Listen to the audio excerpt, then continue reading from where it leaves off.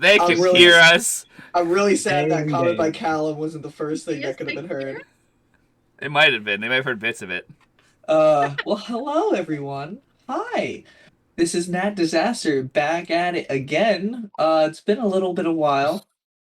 This has been more of a shorter break. It's been a while. But it's been a little bit a while. It's been a little bit of while. Brian, did you have a stroke?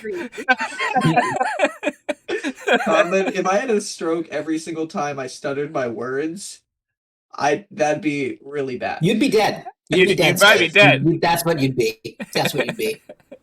We'd be writing your story instead. We'd be looking at your disgruntled notes and be like, "What's happened to this poor man?" But not today. No, none of you want to see my notes.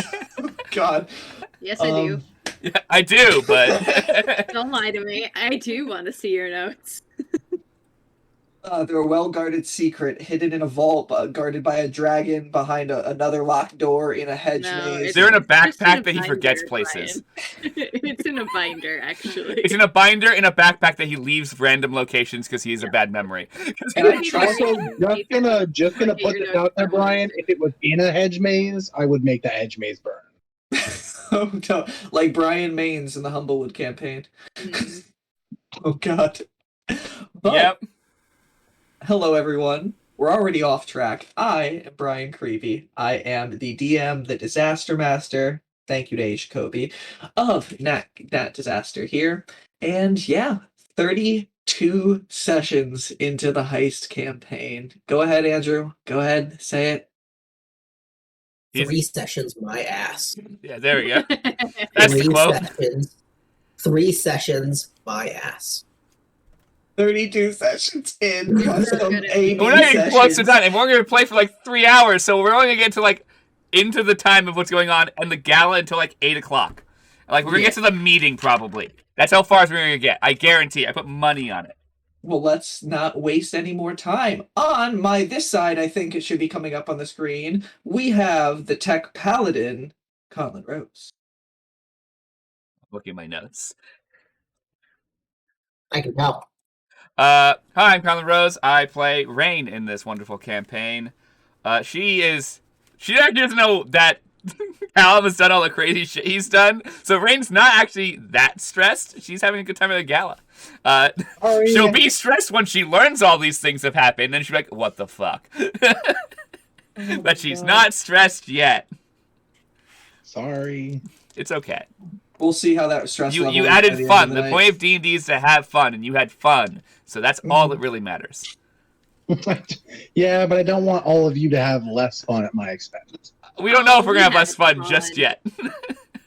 Then, over in this corner, I think, being Rainn's date for the night, we have Zista City's resident vigilante, Andrew. What up, guys? I'm Andrew. I play Delsin Marthas, a.k.a. Sister City's resident vigilante. Yeah, the Shadow.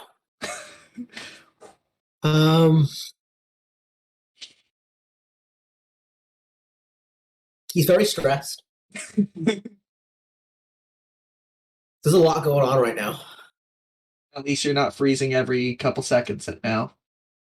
True. I have my friend to thank for that. What was his name again? I forgot his name. Garrick. Or Garrick. Garrick. I think it was Garrick. I'm pretty sure it was Garrick. Conlon yelled it to me, and I was like, sure, Garrick. I think I yelled Garrick, yes. Yes. All right. I made up a Down name on the below spot. In Honestly, I was this watching corner, DS9.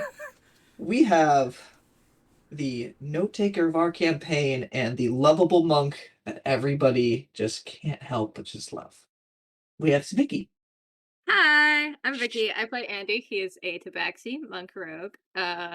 He was rolling real bad last night. For some reason, I've been rolling really badly lately. Like every single time I play, Callum can attest to this.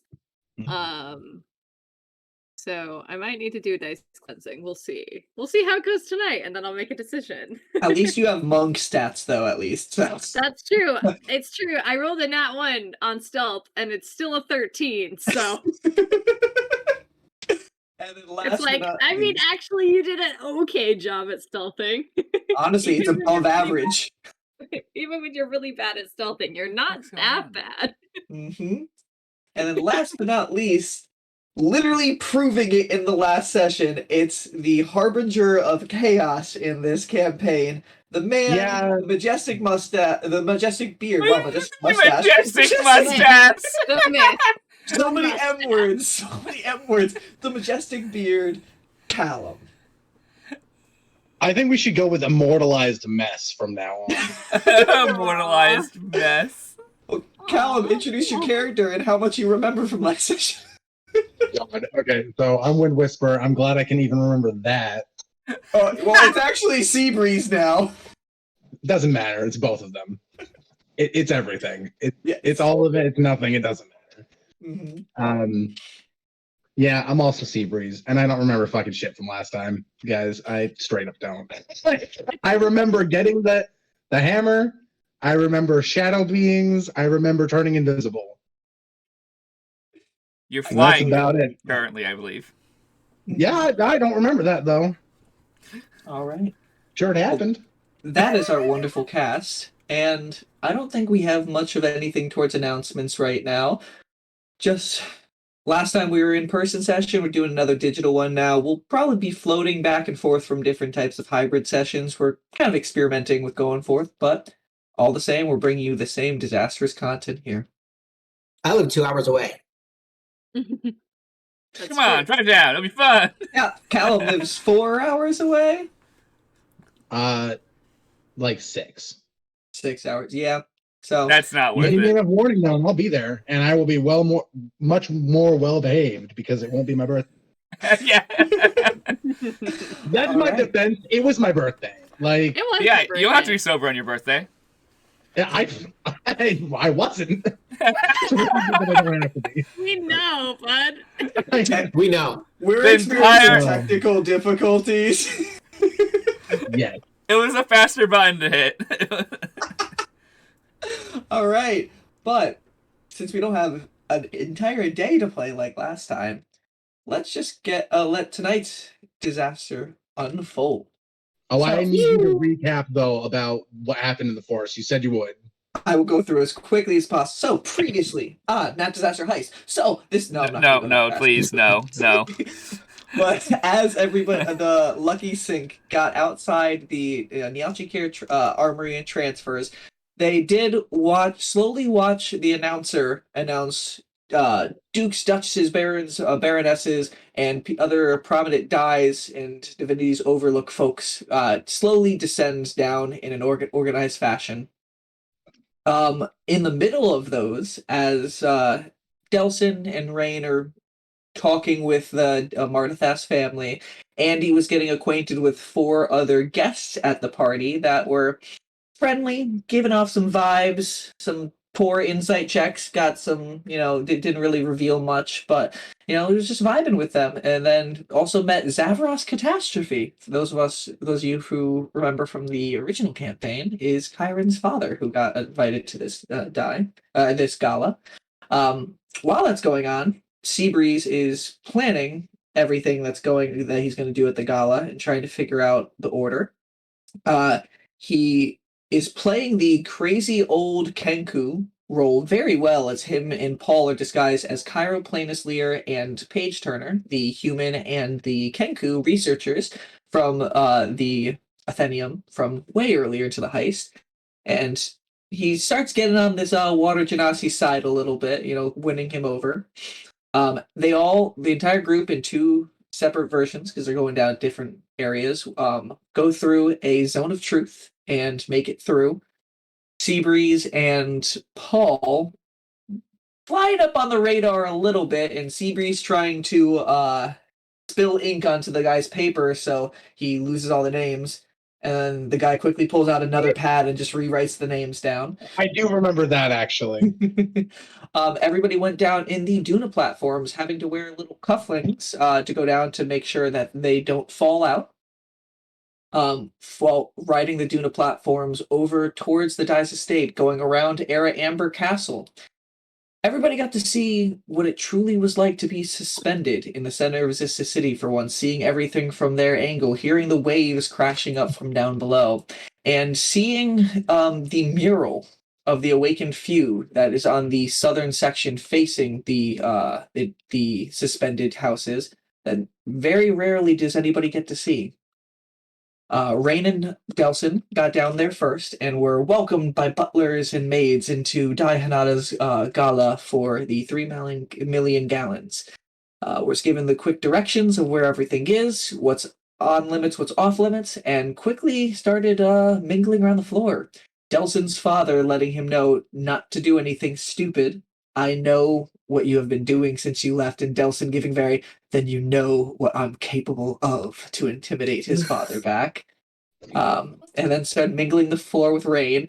Rainn, like, kind of giving a smile, but all I imagine is Rainn just like Sokka from the Water Tribe. Water Tribe! As they walk away. That was not what she was thinking. That's all I imagine, though, as like walking away, just like, Water Tribe! But I love Katara's little as she walks out the door. Love her.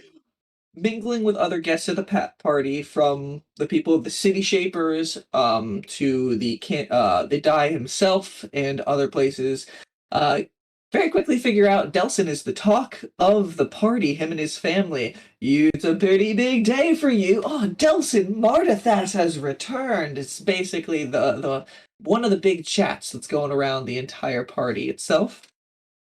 After exploring in the ballroom for a little bit, they headed over towards the atrium at the exact time that Andy, Seabreeze, and Paul were arriving. Seabreeze was very impatient to get off the Duna platform, and he kind of got an inkling of how to get the cufflinks off if need be. He realizes that there's a button somewhere that he has to press, but couldn't quite figure out where it was. Very quickly was trying to escape out, but the Water Genasi guard held him and made sure, come on, the formalities. They made an agreement on the Dune platform over also that Seabreeze will go get some shrimp puffs, and then the guy will go get some alcohol, and they would meet on the rear balcony. As they got in, they got the same welcome patch. It's a little bit different tone from the butler to this, as it was no longer Divinity's Overlook folks, just random folks who got invited to the party. So don't fuck up. You're lucky to be here. And as soon as and as soon as they had free range of the house, Seabreeze ran off shouting shrimp puffs. Paul tried to stop him to stay together. He convinced him, hey, I'm helping you research right now. You go be a researcher, talk around, I'll be back, and ran off yelling shrimp puffs. Paul telling Andy, I'm gonna try to keep an eye on him, but very quickly after losing sight. I'm amazed Andy, he wasn't immediately arrested at that moment. The guard's like, nah, I'm not doing it. Every guard was looking at him like, you can't arrest him for being weird, right? Yeah, it was a thought. Everyone's like, do we just do it and say fuck it? Crime. And then, while that happened, Andy went off towards the ballroom, started mingling a little bit, actually greeted the Dai, and then went off in towards where the outdoor pool area is. Andy also, I loved that Andy actually went up to the Dai when it went, probably a lot of secret passageways around here, right? And the Dai had a nat 1 insight check, so did not think anything suspicious about that question. It was like, wow, you're a weird character. Yes, I am. Look at me, my giant Tabaxi self in a dress. I wonder why I'm asking weird questions. Yeah, and Dai's like, oh yeah, okay, yeah. It's very obvious that I'm eccentric, which is kind of the thing. Andy then going out towards the pool area, thinking that he wasn't noticed by anybody, decided to climb up the wall, and as he was getting to the top, a high perception guard noticed him, shouted out his name, and he dashed into the forest after something that he saw, a black shadowy figure move. As he got into the forest to try to avoid the guards who were now after Andy, Andy is being the first person to alert the guards. Kind of got a weird, awkward feeling of things surrounding Andy constantly. So Andy's like, nope, don't want to be here.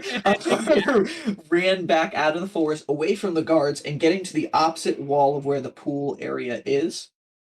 And again, for if you guys need a map, I sent that map in the group chat of like the overarching building, so you can see that at least. Other maps I will get for you next next session because I left the Really, network. what I should have done is I should have gone up to a guard and been like, I saw a figure in the forest. That's what I Honestly. should have done. But I don't have a high intelligence. So, Yeah. That's Vicky thinking, not Andy. yeah, nobody can fault me. Because Mhm. Andy has an intelligence of 5. Yep. Andy then running around and noticing a hut at the top of the hill on one of the western crest before the forest on this Crescent Moon Island. Noting the hut, Andy ended up hopping back over the wall and not getting seen, and then hiding behind the stage of the thaumaturgist over at the playing outside the pool area.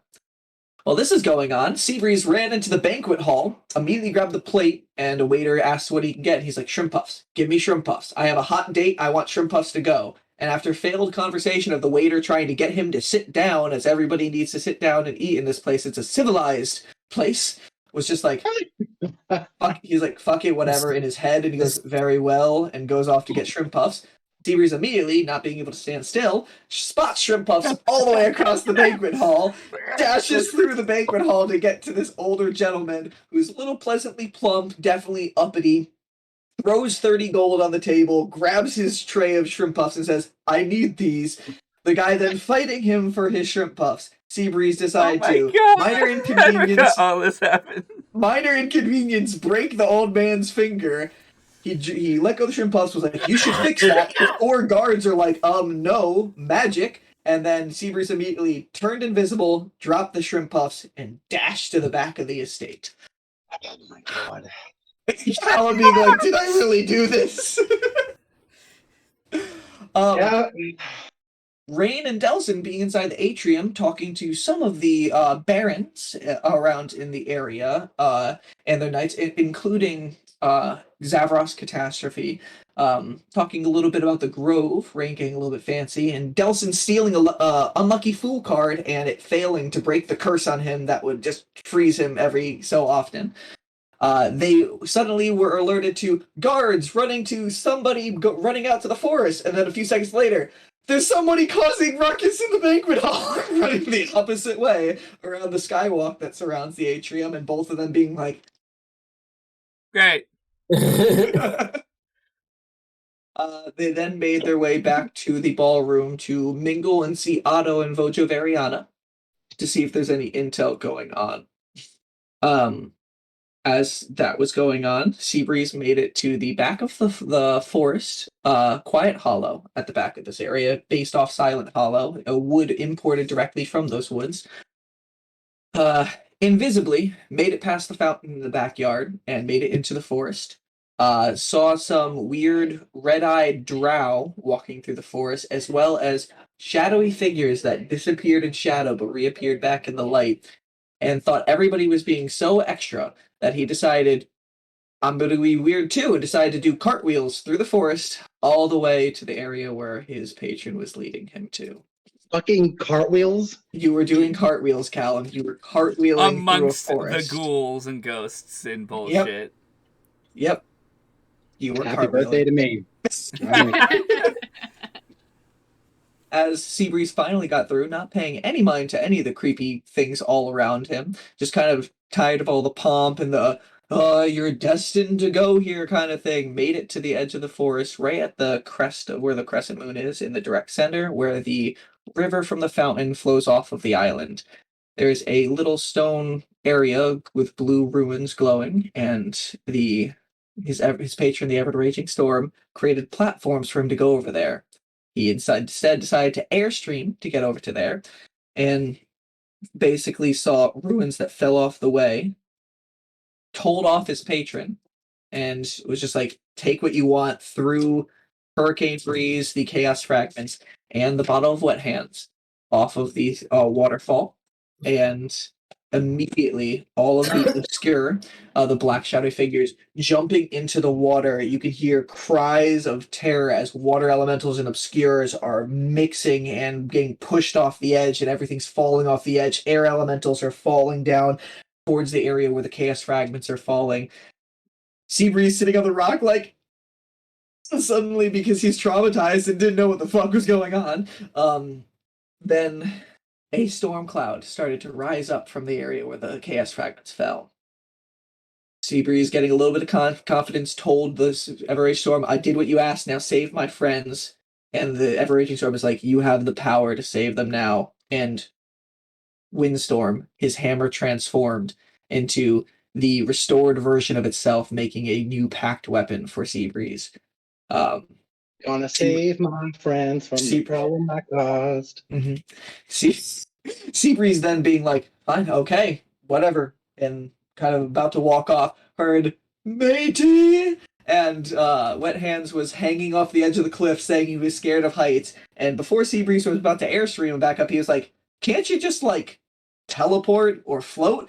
And Wet Hands was like, you make this no fun. Floated up, floated a prank, all that stuff. And they ended up talking, making a friendship pact to find him a body and then one day get a ship and sail the seas together. Realizing that Wet Hands can now merge with Seabreeze's body or float freely himself as a corporal, but not invisible being anymore, but a complete see-through ghost. They can either be separate entities or merge together to join their power. How long does that last, by the way? Oh, as long as he stays inside you. Isn't it like that? Okay, he could be a super dick and like This thing. You have free range. You basically have a constant companion who can either join inside of you and can I get you choose some of when his he power. joins me? Oh yeah, I'm still Wet Hands. I still have free range right there. But he's your friend, so don't be a dick to him, and he'll probably listen to you for the most part. Well, I'm not a dick to him. I'm probably the only one who's not a dick to him and hasn't been for hundreds of years. Yeah, so, but now just be aware he can be seen when he's outside of your body. But when he merges with you, you suddenly start dripping water. You get the traits of a water genasi. And as you merged with him, you realize with your new packed weapon, the water forms watery wings and gives you a flying speed again. Seabreeze jumping off the cliff, flying around for a little bit, and then flying over the forest to try to return to his friends and save them. As the storm cloud rises up, reaches above the island, and starts expanding further above Zista City. As that's going on, Andy's waiting behind stage, hidden and debating what to do. Here's the Dye's kids drunkenly get behind the stage to a gambling table, start doing lines of coke, and waited long enough for them to start rambling on about, father just doesn't let them like have any dreams. Not so worried about this place. So worried about people getting into his cash. He's always in that meeting room filing papers away. Needs everything recorded. Blah, blah, blah. He just needs to like let us be and like be us and stuff like that. Getting the most information the entire party has gotten in the entire last session. Then decided to try to communicate with Paul for the first time, realizing that it didn't work. Paul communicating at the same time, them getting on the same page of how this communication works. Yeah. Passing some no. information on about the meeting hall, having some the meeting room, having some information in there. Something about a hut on a hill that looks suspicious. Then communicating as Rainn went outside with Delsin and finally got a moment to sit down on a fountain after talking with Anaslana, the Infinite One from. As soon as she sat down, Paul went into Rainn's head, didn't give her a moment of peace, giving the information about the information in the meeting room, and also the hut. Rainn gleaming some information from Otto that there is an entrance to the lower levels through the kitchen in the wine cellar, the helps area on the eastern portion of the island, and then the groundskeeper's hut on the western area of the island. Finally, information getting passed on. The group seemed like they had some semblance of a plan. And as Andy's running towards the hut, the storm cloud rises up. Rain starts raining down on Rainn into her wine glass and dampens her day even more. I'm going to say rain 6 or 7 more times like you ruined the word time. I'm still angry about that. Rainn goes inside the ballroom with Delsin, speaking to Otto and passing on the information about the meeting room and the hut. And that is where we ended last month's session. 3 weeks. It's been 3 weeks. I know where Rainn and Delsin are. I know where Andy is. Seabreeze! You are flying above the forest. The lights of the estate now piercing through the rainstorm that is pouring all around you. The storm, as you look up, as it gets even bigger and bigger, thunder booming all around you. You see the clouds just ever expanding, getting higher and pushing out further. What do you do? I'm looking for. I mean, can I see anything in the rain? Like, does my dark vision help? It doesn't. There are lights coming from the estate. It's pretty big. You could definitely, once you're above the trees, which you are, you can see it. It's just the rain is like that. You know, like when you see lights through the windshield on your cars, your wipers are going and everything. Like it's kind of that. Like you can tell there's lights in the big building over there, but like it's raining constantly. You also have the water of being combined with wet hands dripping through your eyes at times. So like it's a lot, but you can see the estate. You are invisible for another When 55 he minutes. merges with me, do I get the Water Genasi spells as well? Yeah, every trait of a water genasi, just like when you were attuned to his necklace. Okay, so I have create and destroy water and shape water. Yes. Then you won't be Okay, invisible well, I'm anymore. gonna. Oh wait. I'm invisible, so if I shape water, I'll stop being invisible. Yes, someone that is casting Okay. a spell. I'm looking for anybody that I know who would be going where I need to be going. I do know They're I not have there. like How close are you getting to the estate? I'm probably flying like low above the trees, and since I'm invisible and I know I'm invisible, I'm just gonna like zip around until I see what I need to see. Okay. So you're gonna basically try to do a perimeter around the estate itself, just like see if you can see anybody you know. Yeah. Okay. Oh, thank God. Okay, hold on. So I'm pulling up the map of the estate right now, just so I can have that visually up on my screen constantly. 1 second. All right. Callum, can you roll me a perception check? Yes. Okay, perception. That's 26, my friend. 26? Okay. I will keep that in mind as you are circling the building to see exactly what you see. I know where they are there. You're kind of catching up to when they first got in and Andy's running off. I'm gonna say with that 26, you circle over the estate at first, looking back over towards the front area where there's a lot of people rushing inside. First thing that you catch is the red hair of Rainn, and then right next to Delsin, you can see as they walked inside, Delsin and Rainn, this is just as you were going in to meet up with Otto in that moment. And then the faintest catch of your eye, you honestly only see it as a like trickle through the rain. Andy, you're wearing a yellow dress, but you didn't put your cloak back up So yet. white dress. White dress? I did put my cloak back on when I was trying to go back through the forest because the forest is black, if that's where I am again. Or if I'm near the pool at this moment, then I am not wearing my cloak.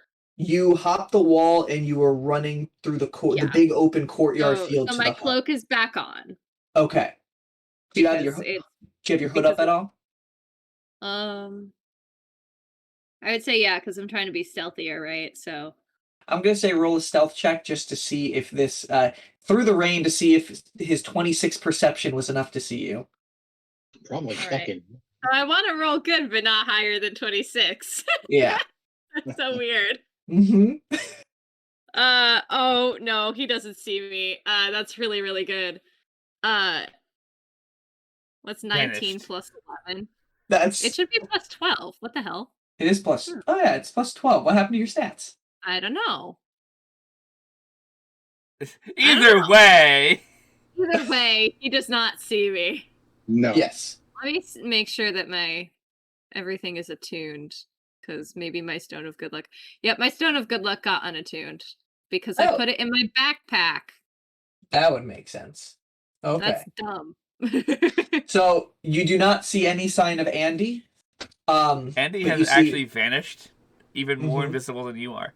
I did a much better job this time, so that's actually good for me, but bad for you. But you see Rainn and Delsin walk into the ballroom. I'm And definitely not going inside. I know that I can't fly unless I'm wet, and it's raining out here, so I'm staying out here looking for people I like. And you catch one other thing. On the actual roof, you can see a giant blue man and a small pink-haired tiefling kind of holding on and trying to get up to a chimney. Okay, so I see Torian. Torian and Peach. Torian. All right, I'm gonna go fly over to them. Okay. So you get over to them. You can see as Torian is holding onto the chimney, and he grabs Peach and he's like, "Thanks." And then they don't see you because you're invisible. I'm gonna shout out to them, "Hey, it's me. Hang on tight." Well, where's that coming from? And obviously, I'm fucking invisible. Peach is just like, "Hey, is that you, Seabreeze? Where are you?" I'm still invisible. Yeah, I get that. Where are you invisibly? Flying around you. I mean, I'm probably like above them, and I'm gonna lower my. Did I keep my crossbow, or do I just have my swords right now? Pretty sure I have. I'm pretty sure you have the crossbow and all my other shit. Mm-hmm. Yeah, you just have. Yeah, you just have my sword. Well, and my mimics. Yes. Yeah. All right, so I'm gonna grab Peach. Okay. What did you grab Peach with? Conti or your other hand? Probably both hands, to be honest, but I'm going to be like saying soothingly to Gonti, Peach is a friend, not food. Roll a persuasion check. All right. It's my fault for grabbing with both hands. The persuasion, you said? Mm-hmm. That's an 18. 18. You don't feel any adhesive go on, but Gonti does grab onto her. You'll have to see when he lets go. And Peach is like, "Oh, what are you doing?" I'm bringing you to the top of the chimney. Oh, that's a lot easier than what we were trying to do. I know I told you to hang on, but it seems I'm the one hanging on. Ha! Ha! Ha! Sorry. There was a lot of guard presence at the stairs. We wanted to search around the upper levels to see if we can find anything. I don't think Torian can fit through this chimney, but at least I can. I think that's probably not a great idea. Why not? Somebody else alerted the guards, and I alerted the guards. So something like else is going on too. We need to be very careful, or Rainn's going to have my head. And then I pause, and I'm like, Rainn's going to have my head anyway. And Peach is also, and this crazy storm came out of nowhere. We were trying to climb up here before that even happened. Yeah, nowhere. Definitely was not me. I had nothing to do with this imminent I have storm. no idea what you're talking about. Do you have any better idea on how to get up here? All the windows are locked from what we can see. Did I see the hut when I ran through the woods in the first place? No, you weren't looking. You went through an area where you couldn't see the hut. Okay, well then, if you couldn't see Andy with how far away it was, the hut is probably too obscured by the storm from where you were scanning. So no, you haven't seen the hut. That's Gucci. My best advice then is going to be to fly them to the ground level and tell them to meet up with Paul, however they can. If they tell me to make another distraction, I can make another distraction and they can get in. And Torian looks at Peach. Peach looks back and be like, yeah, we don't know where Paul is, but... Paul just went inside with Rainn and Delsin. You did not see Paul go inside with Rainn and Delsin. You only saw Delsin and Rainn. I didn't see Paul? I thought I did. I'm sorry. Yeah. I thought I saw. Well, I know Rainn and Delsin are inside. I saw her fucking red hair or whatever. Last time we saw Paul, he was in the banquet hall. He looked like he was debating between getting food or actually trying to find you, it seemed. Let the man get his dinner, honestly. But then Andy, you know that he's on the second floor right now in the bathroom. Yeah, So since then, stuff has happened. It's so fun trying to figure out what everybody knows. I don't. That's the thing. I don't know fucking anything. So I'm gonna tell Peach, if you go through here, I can't help you because I can't go through here too. So I can stay out here with Torian and find something else. But if you go in, you'll be on your own. Does Peach have a disguise self potion? Peach is a few, yeah. Okay, so use those as you need. Ducking behind a wall and taking one is always going to be a really good idea. He's also fast, is the other Yeah, thing. Peach is also, a quickling. Peach is... Yeah. Well, yeah, but I think quicklings count as magic, don't they?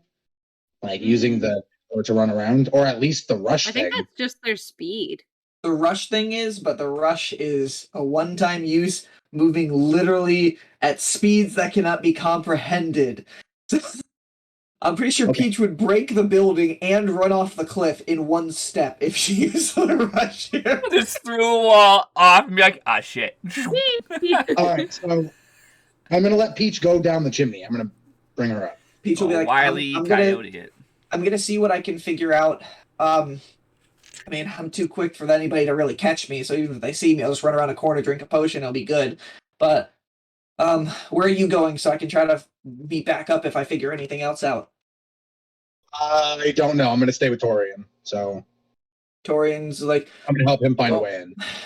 We definitely need to get back into the estate. It looks a little bit over the edge. He's like, looks like everybody's running back inside, so this would be the time to blend back in with the crowd. All right, so I'm going to fly Peach to the top of the chimney and let them go. Is Torian too big for me to fly him down? Roll a strength check. Oh, God. Dropped him. Drop him. My strength check is a 16. Strength check, 16, okay. That's actually not bad because I've got a +2 to strength. So. Yeah. So you lift up Peach and put back on the top of the chimney, and Peach looks at you and Tori and be like, all right, I'll see you guys soon. And then just goes in and starts like Mission Impossible-ing down the chimney. Dun, dun, dun, dun. Then you look back, and then Torian can't see you because you're still invisible, and he's just like, all right, gentle. Trust you. Catch me! And you pick up Torian, surprisingly find a little bit of strength. You get a little bit of help from Gaunty, actually. He's seeming to want to help you and adhering to him. So it's like holding it a little bit more for you. He's still heavy. He's a big boy, but you are able to pick him up. To him, and so he'll just drag me down. Mm-hmm. And I'm going to fly on him like a backpack. And like a backpack? I'm going to cling to him like a backpack. Torian looks down and he looks through the hedge field on the east side, right in on the eastern side of the building, and it pulls out a potion. And you see his form in your hands just like transform into the illusion of Zyriel Variana, her brother. She's like, all right, just drop me down somewhere over near one of those hedges out of view, and I'll slip back inside. You can stay invisible or come with me if you want to become visible once more. Can't do that. I could if I took the potion and used but I think I'm going to continue to. I'm going to do my best to stay outside where I have the most advantages. So I'll go drop Torian down. You can check inside the windows. You can just be like, yeah, that sounds like a great idea, but I wouldn't think to do that because I'm not Rainn. All right, I'll try to find Rainn and maybe let her know of anything at all. We're already an hour in. I'm not sure if we have found any information. yeah. There is a commotion going on, and I started one too, so stuff is happening. Something's in the works.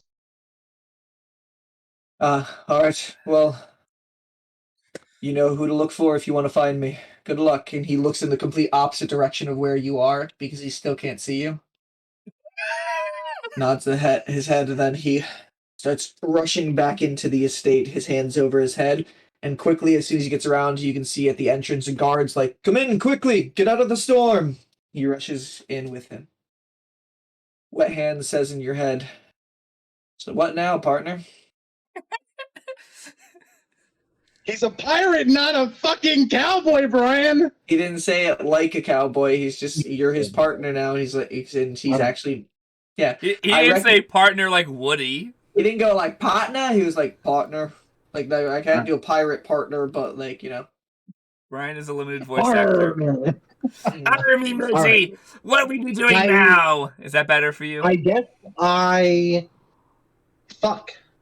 I would fly back up and wait, you continue guys to just look around fuck? You fuck in the air? That's so weird.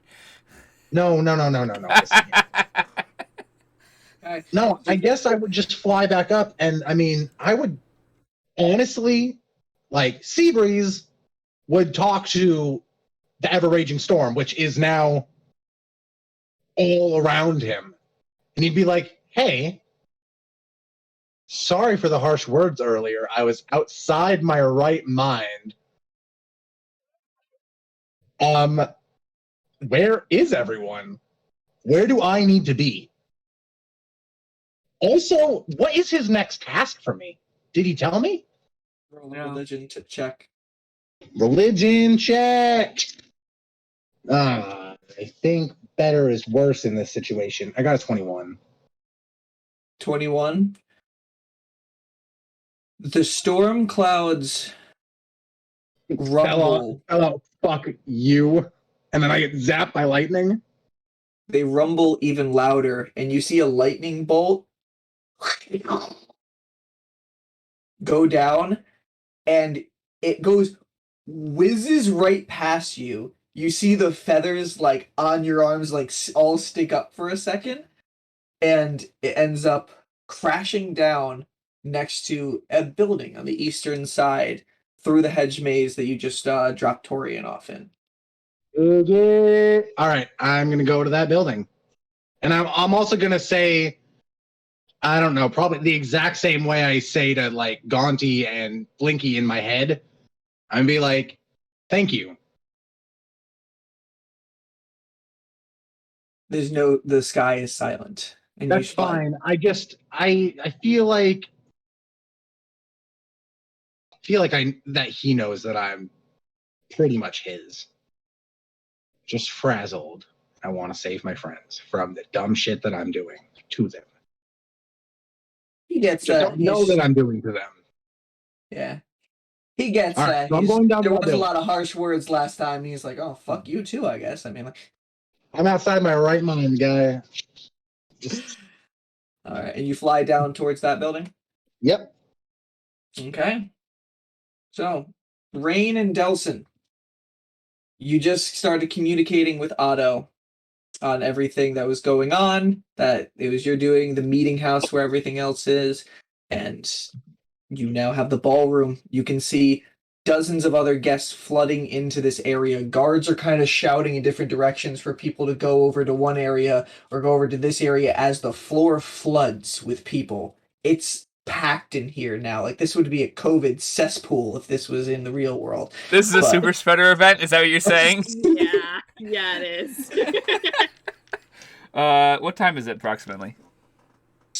About 5 to 10 minutes of 8 o'clock, where the guy's address is going to be in the ballroom. Okay, we're going to spend this next 10 minutes before this address trying to talk to as many high-level people as possible. Okay. Um, You look around the room. People that you can see do we see that? Was it this? What were they? The guard that was protecting the pink tiefling. I don't remember what they looked like. I know they had wings, but I forgot what you said that person was. The one who is protecting the pink tiefling, you could tell that it was some sort of oh my god, what the fuck is Serenity? Succubus. Incubus, the male version of a succubus. Okay. And Delsin remembers seeing some sort of invisibility cloak of something going over the pink tiefling, but Rainn, you did not catch that. That's fine. I'm just looking to see if they're around, because I know they're a high-level person. Roll a perception check. Okay. Neato. I need to go to the right tab now. I believe it's going to be a 19, but let me double check.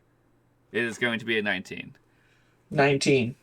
Scanning the room, you don't see any sign of that same incubus looking around. Honestly, it's hard to see over dozens of people's I'm bodies short! passing over No! in front of people, and you are a pretty short girl.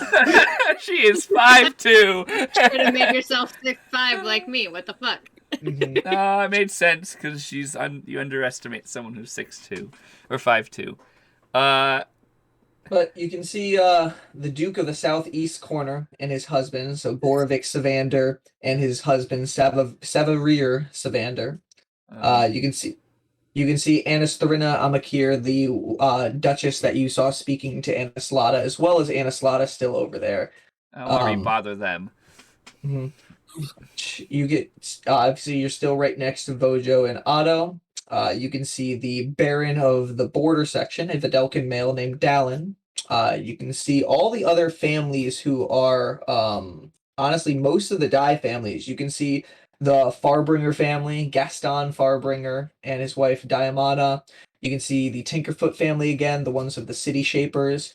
You see Gabriel Galloway with his two grandchildren, the old man kind of walking around with elven grandchildren behind him, honestly keeping him off to the corner. I'm actually going to jokingly say to Delsin, do you want to go see Mr. Galloway, your best friend? I suppose.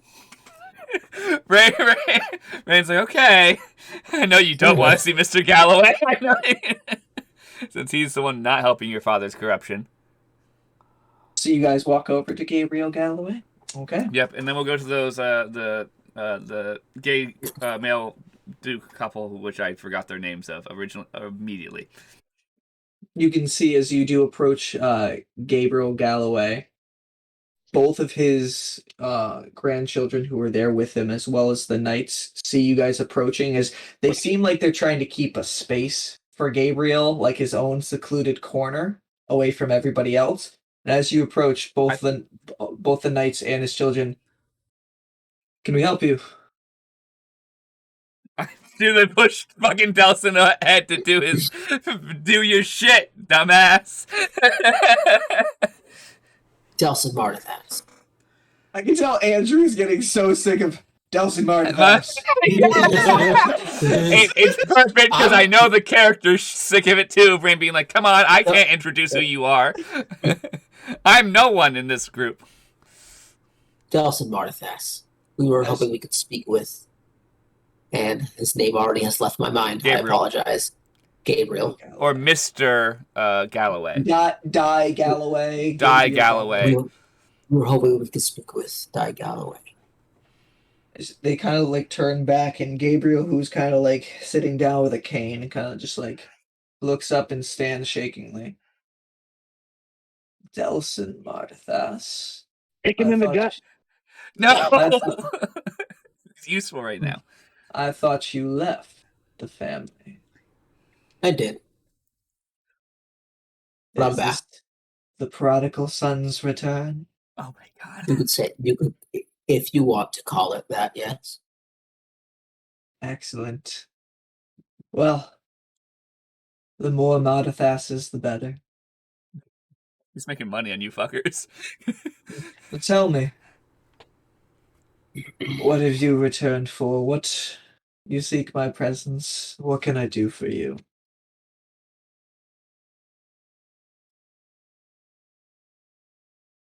Well.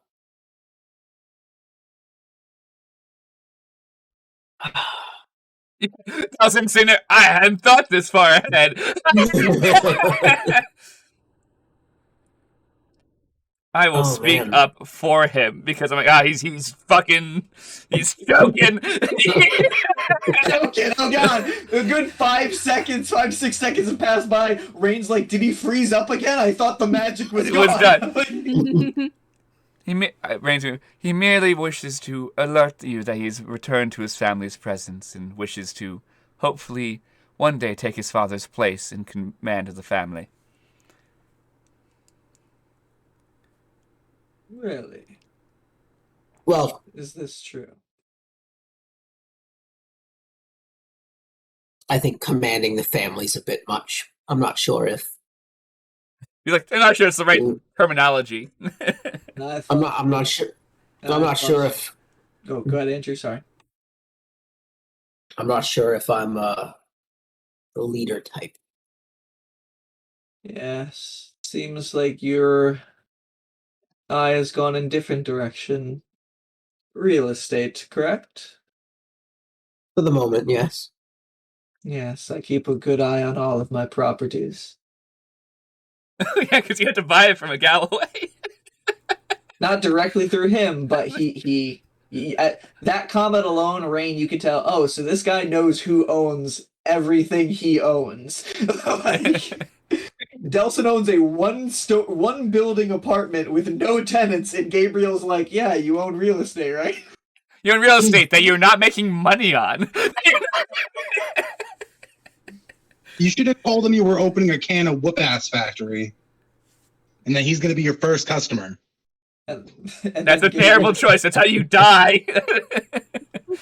Gabriel turns towards But a you, can of Rainn. whoop-ass factory? That's funny as fuck. I don't care who you are. Gabriel turns to you after that, Rainn. It's like, you seem more like the leader type.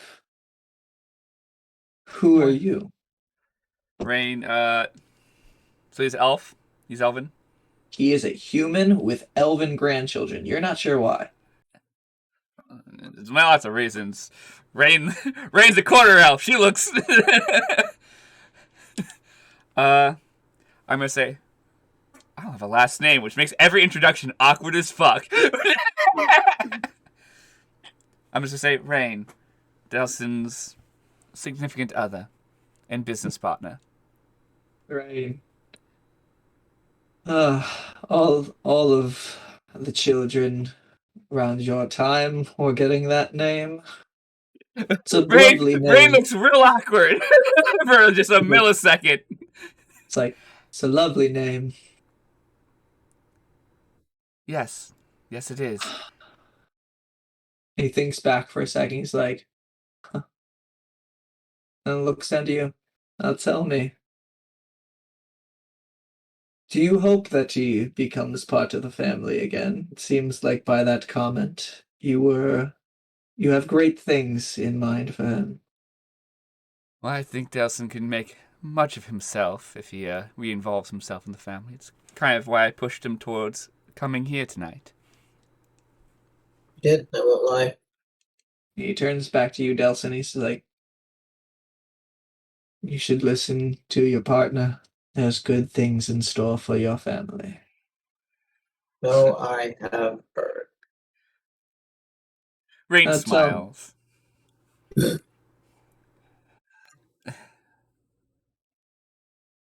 He looks down for a second. And then he looks back at you, Rainn, for a second. Like he kind of like one-up eyes you.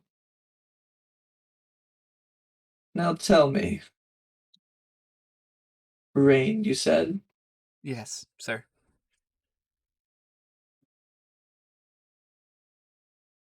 Rainn, what? Unfortunately, my name seems to be my surname seems to be lost to time. How does that happen to a girl? You lose your family when you're very young.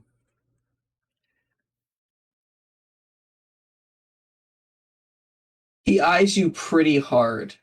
Can I insight check this man? Roll an insight check. This is a good time for that. Please do. Mickey in the background, like, insight check, insight check, insight check. Yeah, because we don't do it enough. That's a 16. 16. With that, you can tell by his stare on you, there's something popping up in his mind. And it's like he's trying to connect something together that he wasn't even sure he still had the puzzle pieces for. I wonder if Otto's nearby. Otto's across on the other side of the ballroom. Yeah, I but should have he asked him is to walk still in with here. me and like read his Damn. fucking mind. Mhm. And then, as he looks at you and goes, and he goes, curious. And then at that time, you can hear ding, ding, ding, ding, ding with the glass, and the whole ballroom is quiets down for a moment. You can see a butler up on the stage, which is immediately towards your right. And as that happens, the knights and and his two grandchildren kind of stand in front of him as a wall once more, blocking your view of him. You can see a butler up on the stage, and he says, "Good evening, everyone. Thank you all for coming from the Hanata family. Now, please, warm welcome for your host tonight, Mr. Grant Hanata." And you can see a bunch of people start clapping around the room as he His comes first name is Grant. Yes, his name is Grant Hanata. I love Creevy's names because they'll have great last names. Their first name's Grant, though, because fuck you. And you can see as people start clapping, like part of the actual floor opens up for a second, and there's Grand Dai Hanata entrances, so proud, good boy. waves with a smile, glass in his hand, finishes his drink. Rainn, as he finishes his drink, Rainn raises her, at this point, empty glass. She finished it as she turned around. Mm-hmm. You can see him stop by a few people, like, hey, you going, hey, over the crowd, like, hey, I see you, we should chat afterwards, kind of thing, over to them until he gets up onto the stage. He's like, good evening, everyone. Thank you all, dukes, duchesses, barons, baronesses, fellow Dais, divinities overlook families, colleagues, friends, and the rest of Zista's wonderful citizens who secured a spot to this monumentous occasion. 3 million gallons of oil. What? Says for a second. I mean, Douche, I love it. Who knew the time it would take for all of us to get here? I mean, it's been a long journey for all of us. And he points to a few people in the crowd who like reaffirm, nod, hold up their glasses. I've watched award shows and he's throwing his own award show. yeah. But hey, every second of it was worth it. I mean, 3 million gallons. All the countless blood, sweat, and tears shed by myself and my enduring workforce of the Oil Retrieval Institute. And it's all come out to the desire to propel Azista City into a more prosperous future. One that could give us an edge over all of our enemies throughout the entire continent of Galandria. Those especially over in the Durest province. Though we may not be in a time of war, the rest of them all still stand strong. We must aspire to stand stronger than any before us. And Butler hands him another glass and he holds it up like almost in one motion, like he just raises it up and a butler just like puts one in his hand and he lifts it up and a few people lift up as well. Rainn now looks for a new glass. And Butler walks by you as soon as you're looking and there's another one in hand. I don't have Same one, beer. hands another one to Delsin even though he hasn't finished his other glass and now he's double fisting. Aim to get you all drunk tonight. Says, with the oil we have retrieved from Krulin's crater and through partnerships with other families and companies, with the approval of Gabriel Galloway, and points over in your section over there, and all the eyes turn right behind you, literally through you, Rainn, and Delsin over to Gabriel and his grandchildren with the knights. Rainn will take a step to the side, actually breaking her arm thing with Delsin to give the gap. Mm-hmm. And she begins clapping. A few people you notice who are close by who didn't notice you look you up and down and like see the scars for a second and you can hear some whispers. This woman is fully tatted. She's going. She's a lot. You finally got those few looks that you're like, wow, like I thought everybody was gonna look at me like this. I guess only these random people. Well, now people are like, wait, who's she? Good. With the approval of Gabriel Galloway, we can take production into the next stage and assure our ascension above those who wish to harm our beautiful floating city from Durest and beyond. And everybody, a few people were like, woo, like actually cheer in the crowd a little bit, start a little round of applause again for him one more time. After it quiets down, he's like, now I hope everyone enjoys their night despite this freak weather that we're having. This Not storm freak at all. came out of nowhere. Well, we will try to open up a bit more of the eastern side of the estate under more guard presence for security and your safety. I do ask please return to this area in 1 hour, as we will have a very special announcement for the future of one family who has done anything, everything, at whatever cost, to help their family, their business, and all the citizens of Zista City. They deserve their dissension, and they will finally acquire it tonight. Thank you, and may all the dukes, duchesses, barons, and baronesses follow the guards and myself up to the meeting room for a discussion. Everybody else, have a wonderful night. Everybody starts clapping a little bit as he comes off the stage. He actually comes off near you, Rainn, you and Delsin, as he's going off. And he walks by you guys. A few guards walk beside him, and you can see some people start Do I know any of the funneling out. guards? Roll a perception check. It's not as high as I wanted it to be funny. Mm-hmm. What'd you It's a get? 14. 14? Not many, but you do recognize one named Rohan who got you into a party with a Divinity's Overlook family a couple of years back. You spent a few nights with him. I'll But wink at him. I'll give him a wink. let's see if he recognizes you. See ya. She's like, Guys, you missed it. I said something funny and I was on mute. aw. What'd you say? I said he doesn't recognize her. New job, Odis. New job with it. He looks at you for a second, confused, and then he just goes, Just what? under his breath, Rainn? Rain. And I just And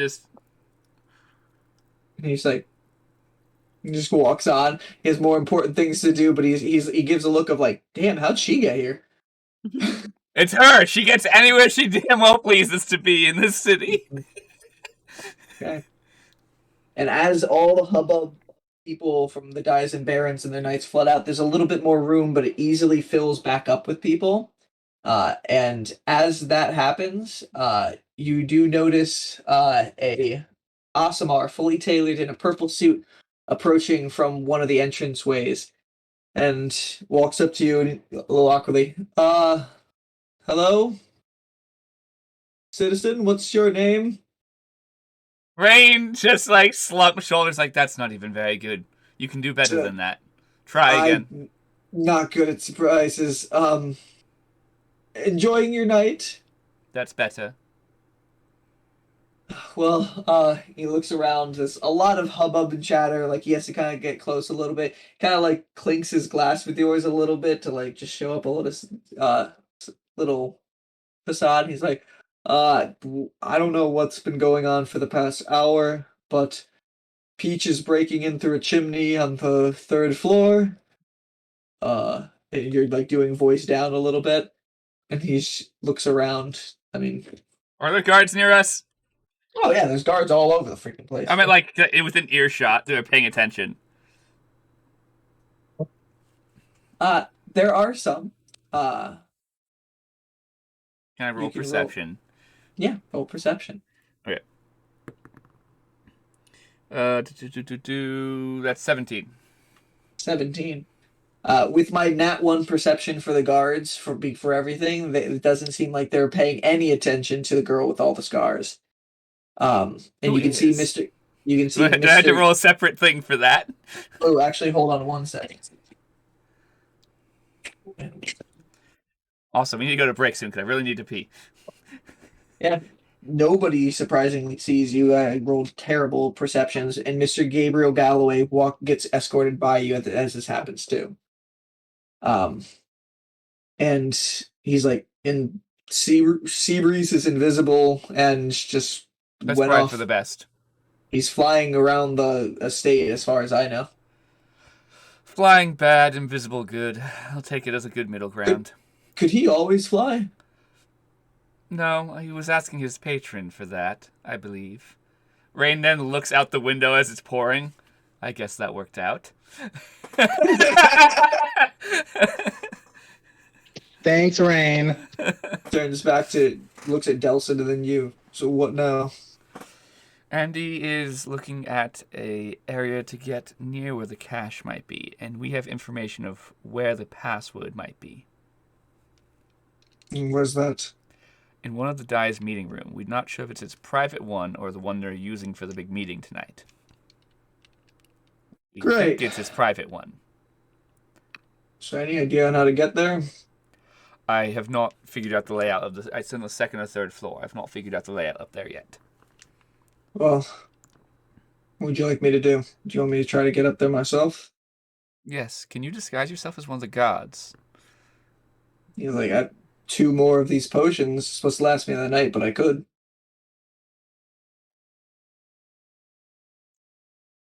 Rainn's trying to think of how much she thinks Torian knows about the etiquette of the guards, and it's like, he might not be the ideal candidate. Actually, we need to find Paul. Last I saw him, he was in the banquet hall deciding whether to eat food or try to find Seabreeze, but I found Seabreeze without Paul, so I don't know how well that's going. Check that banquet hall first. And at one point, Paul was up on. I remember what the balcony is. Let's say that balcony. I don't remember. Conlon doesn't remember. You also know that Paul said he's in a bathroom on the 2nd floor. Okay. Or So was 10 minutes ago. that's perfect. I'll tell Torian to first check that banquet hall in case he went back there, and if not, ask one of the help, not a guard, one of the lower ranking looking butlers or waitresses, and say, one of my friends said they went to the bathroom. I'm not sure where they went, which bathroom. Can you help me find them? And try and see, because Paul's supposedly in a bathroom in the 2nd floor. I'm not sure how he got there. See what I can find out. He turns over to you, Delsin, and he's just like, in case you didn't know, you're the talk of this building right now. Everybody can't shut up about you. I am. Trust me. I'll put my hand on his arm and I'm aware. I'm aware. The second your hand touches his tailored Oh, it looks suit, weird. you feel like the bulging muscle that's behind the illusion, and he's just like, I don't know if that's a good thing or a bad thing. Don't do that again. That looked weird. Right, I'll see what I can find out. And he walks off. Andy, It's nice to meet you. Colin, you can go pee as I go over to Andy. Good. Andy, you are running up towards the hut. Much more stealthily now. Yes, from you can see as the rain is intensifying and the storm's getting higher and higher up into the air, the lantern light that was far behind you starts fading almost into nothingness. Flickers of light shining off of the rain every once in a while, but not reaching anywhere near you. Mm-hmm. To the point where you feel like it might have stopped coming towards you, but you're not sure. You really can't see that far back. All right. Eventually, you do get in proximity of the tiny hut. You can see small-sized clothes out on a clothesline to the side, mostly torn, permanently stained, blowing violently as the wind's wrapping them around and water's drenching them from the rain. There seems to be a small garden with different vegetables growing to the side, and you can notice a long wooden fence built behind and around the hut that seems to be almost like blocking the forest from the hut. Even through the rain, you can see several patches of fence that have been clearly broken off in the past, and wooden planks have been hammered back over the spot some multiple times. And the door is currently open and kind of like flailing in the wind back and forth, old, creaking, got some little cracks in it. All right. Does the garden look well tended to? Roll an insight check. Gardening check. 18. Gardening check. 18 on your gardening check. Almost missed the gardening check. Whatever would I do with my life? It does. It looks like this is something from even through the rain, you can tell that they're getting drenched now with too much water. But they seem in good health overall. You really don't see any that are like dying or anything All like right, that. so it looks like somebody has like been keeping care of this garden. Mhm. All right. That tells me something that probably somebody lives here. I guess I will. Ooh, Jesus. So, is it the door to the fence that's flittering, or is it the door of the hut that's flittering? The door of the actual hut is All flittering right. back and forth. And how high is this fence? The fence surrounding the hut honestly gets to about the size of the hut itself. It's which stands one floor and then a roof, so probably about like at most 12 feet. And you actually notice too, now that you're closer, the door is like sitting half a foot shorter than you. All right. So Okay. whatever that Uh, tells you about it. so do I get the man is sense that I'll have small. to climb this fence, or is You there don't. like a way in? The fence is around it on the back side. From the side that Oh, you're okay. in right here, it's open. It's almost like it's trying to block the forest from the house, kind of thing. Is Right. the vibe you get off from the fence. Okay. Um. hmm, You hear a shink from inside the house, Like that. Okay. I'm still stealthy. and there's a. Oh my god, I run in. You run in. Yeah. Okay, you run I think in. the halfling's getting murdered, so I run in, yeah. You run in and last minute ducking your head because you were like somebody's hurt, and then oh, short door kind of thing, and you get inside and you can see a disheveled kind of hut with several like bunks, a small kitchen to the side over. Everything's a wooden floor, wooden panels with some windows with cracks in it, rain flat coming in from the side. A small upper level attic where you can see there's like things that are stored, but immediately in front of you, you can see one body on the floor, a grayed out kind of outline that immediately turns into ooze and soaks through the floor. And you can see in front of them, as their body turns to ooze, a black ravened rapier that just pulls right out of it, and the mask of misfortune. And then there's three others behind, and you see through the mask. She goes, "Andy." Hi. I'll help her fight these things, I guess. Okay, roll a quick initiative. Okay. Natural 20. Hey! That's a total of 26, by the way. I go first. Yeah, you go first, Andy. All So right. there's three. All of the other figures kind of look the same. They're like humanoid, but like little parts of their body, their like face is like wavering and like almost seems like sludge for a second, all the way down to their weapons. It all seems like it's just a conjoined. Oh, I know where they're from. Cool. They all seem to have Alright. some sort of sword in one hand and a claw in the other. I know where they're You from. can easily get to all of them. They're kind of standing in like a triangle formation, so with misfortune right in the direct center of them. Okay. Do these things look like strong, or do they just like? I mean, she just murdered one. Do they look tough or? Roll an insight check. All right. Wow, I'm rolling much better tonight. I have to do math.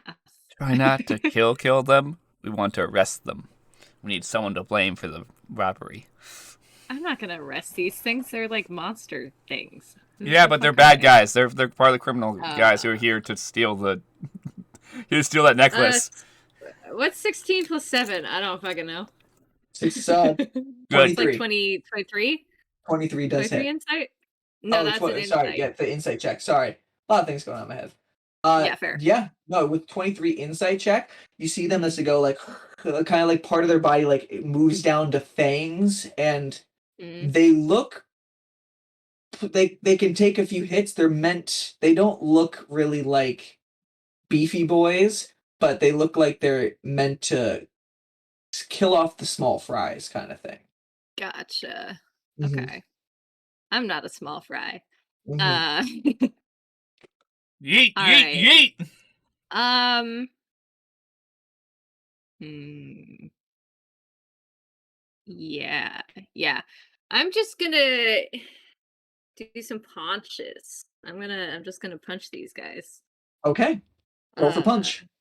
I think I probably would have, because I knew I was going to a place where there wouldn't be party people. I probably would have already put on my um Brass knuckles. brass knuckles just Just because I flips them was in on the while you're running. forest for a Yes. while. So hmm okay, so first punch.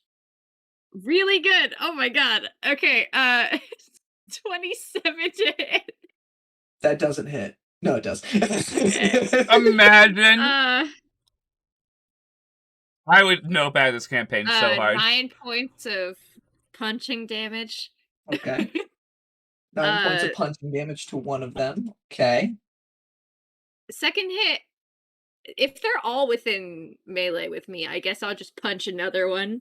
Okay, and as you punch with the brass knuckles, your fist kind of like goes. There's almost like punching jello, like it makes an Gross. imprint, and then like comes back out. Yeah, I definitely say gross out loud. Okay, that's a little worse. 16? 16. That does hit. Nice. Okay. Ooh. 12 points of punching damage. Jesus. Yeah. I love when you're surprised, Vicky. You're just like, ooh, shit. Like, yeah, I rolled a 3 did and a well. 4 on my 2d4. So, Yeah. bonus action. I think I'll just do a normal unarmed strike, you know? Okay. So quick question. Do these still have the brass knuckles for the unarmed strike bonus actions? Because I think I have been doing it that way. Technically, yes. Yes. Okay. I just want to make sure I'm not, Yeah. All right, cool. That's an 18 to 18. hit. That hits. So 8 points of punching damage to the Okay. third one. And I did it like to all 3. Okay. So literally running around them. Pew, pew, pew. Yeah. They're like punching bags. You're like, this is a training simulation. Yeah. All right, and then after that, all of them like reform, and you're able to stay within combat range of all 3 of them. So I'm assuming you stay there. Yeah, I don't move after that, so I get my feline agility back. Good. All right, so goes on to their turns afterwards. Oh, our misfortune rolled low. One of them is going to affect. Well, Andy rolled a 26, and these things rolled high teens. She rolled mid teens, so no low initiatives this time. Nice. One of them that was closest to It's 'cause misfortune is Bracken's not going to here. attack her, Mhm. and that is a complete nat 1. So as it goes over to kind of like swipe with the sword, for in it fused into its hand, it kind of just she literally just takes the rapier and severs the connection with the ooze and the sword, and it slumps out of its hand, and then tries to come at a claw with her. Which, again, I took your bad rolls today, Vicky. I rolled Yay! 8 perception checks in the ballroom, and all of them were below 10. I just rolled That's a nat great. 1 Thank you. and then a natural 5 to hit. Jesus Christ. So neither of the ones hit on misfortune, but then the 2 remaining ones are going to try to attack you. Does a 16 hit you? No. So one of them literally tries to hit, and it gleams to the side. You move, and then the claws come down, and you're able to dodge out of the way of there. Nice. And then as soon as that goes, the one on the opposite side tries to hit you. Does a 17 hit you? No, my AC is 18. Jeez, I just give up my dice tonight. I have a very good dex, Brian. I'm almost rolling like like I'm a monk. shit today. So literally all of their turn is completely wasted. Then afterwards, man. Misfortune just takes the rapier, Mhm. swipes some of the ooze off in one of their direction, and then comes in with a stab. Finally, something Go actually girl. hits well. Go girl. Go girl. I guess Misfortune's doing more work than I gave her credit for earlier.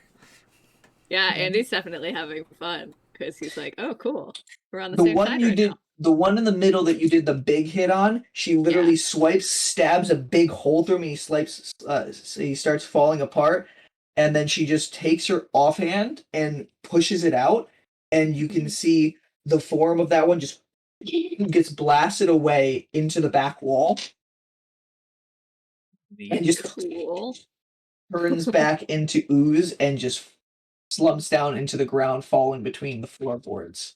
Whoa. Gone. Andy, is your turn. All right. Yeah, I'm just gonna do some normal punches because these guys seem pretty weak. Bulging Natural muscle. 20 There you go. for a total of 28. It's a crit. Go. Oh wow. Okay, so 2d4. I rolled a 4 and a 3, so that's Jesus 14 Christ. plus 5. That's 19 points of damage. That one, as soon as you just punches through and it splatters everywhere Yeah. across the Yeah. room before sinking down into the floor. Yeah. And there's one left alive. I'll punch the other one. Go ahead. Andy, a one-man killing bad. machine! No, this one's bad. 13 to hit. 13 does not hit. All right, bonus action. I'll punch it. Okay. Yeah, 18 to hit. That does hit.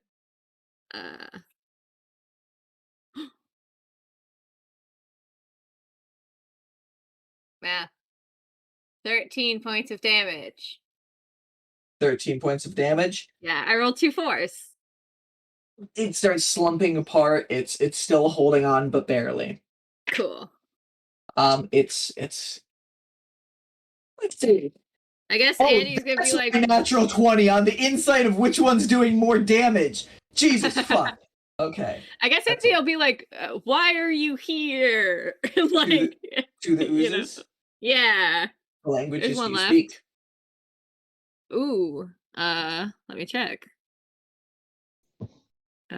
Is that in features and traits? No, that's in extras? Nope. It's in the front page. Got it. Okay. Common, Elvish, Thieves' Cant, Undercommon. So you do not understand what this creature says, but it's Okay. Happy that got RTX voiced. and then Yeah. and Andy then just goes, okay. that comment drew his attack. So he will Nice. attack you instead. Go ahead. Bitch. I hope the second one hits. It's a 13 plus 6, so 19. Yeah. Yeah, fuck yeah. Okay, so that was the Wow, that was smaller the most one, you so- feeling like a player moment you've had in a while. Yeah. And I'm in the dice, so you take 3 points of slashing damage. No. Does it damage Oh the dress? no. Don't worry, the BBEG fight, I'll get all my dice like Yeah, I that. just go, oh no, that hurt so bad. Good job. Does that damage the dice? Not the dice, the dress. The dress is already damaged because This I is the- ripped it. Andy has the cloak out right now, so part of like the shoulder of the cloak kind of goes off. And then just roll a Constitution saving throw for me. Ooh, okay. That's fun. Not great. 13. 13. If it makes a difference, Okay. I think mostly immune to disease. That is a failure. Andy, you take 3 points of acid damage that just All right. stings through the cloak and part of the left shoulder of your dress. Like You said 3 points? Andy 3 won't be points of able acid. to go back in the Alright. party. part of it, only like a small hole, just because the min damage there. And then as soon as you go, I can ooh, make a scary, cold shoulder. It's fine. go, ooh, scary, ow, and then just Misfortune just comes up, Hey. just goes vermin, and then just holds the hand up and you can see the ooze just comes in and I just falls. want that ability. She Maybe takes her just- rapier and flicks the rest of the ooze on the ground, and then just turns to you and be like, Hi. "What are you doing here, Andy?" Andy doesn't know that that Misfortune's totally in on what we're doing.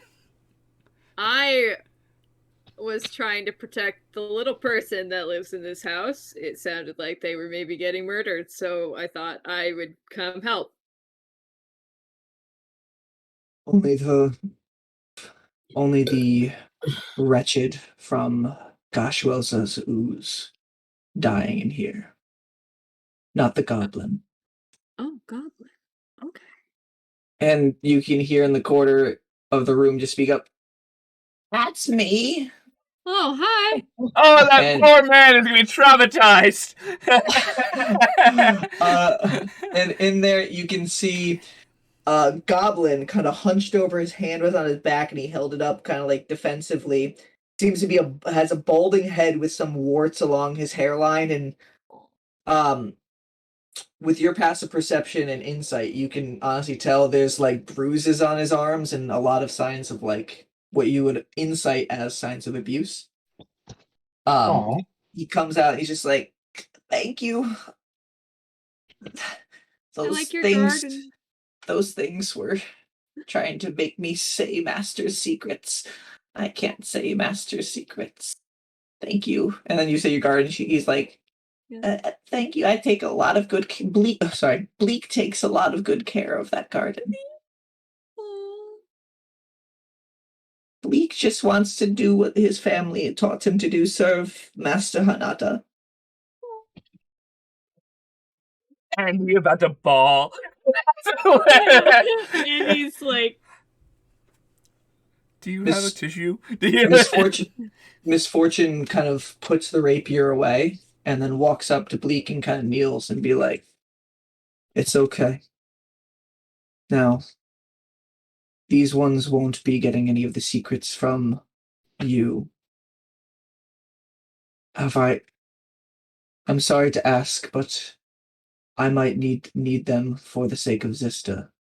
And Bleak looks at it and it's just like, "Bleak can't say Master's words. Bleak will not give."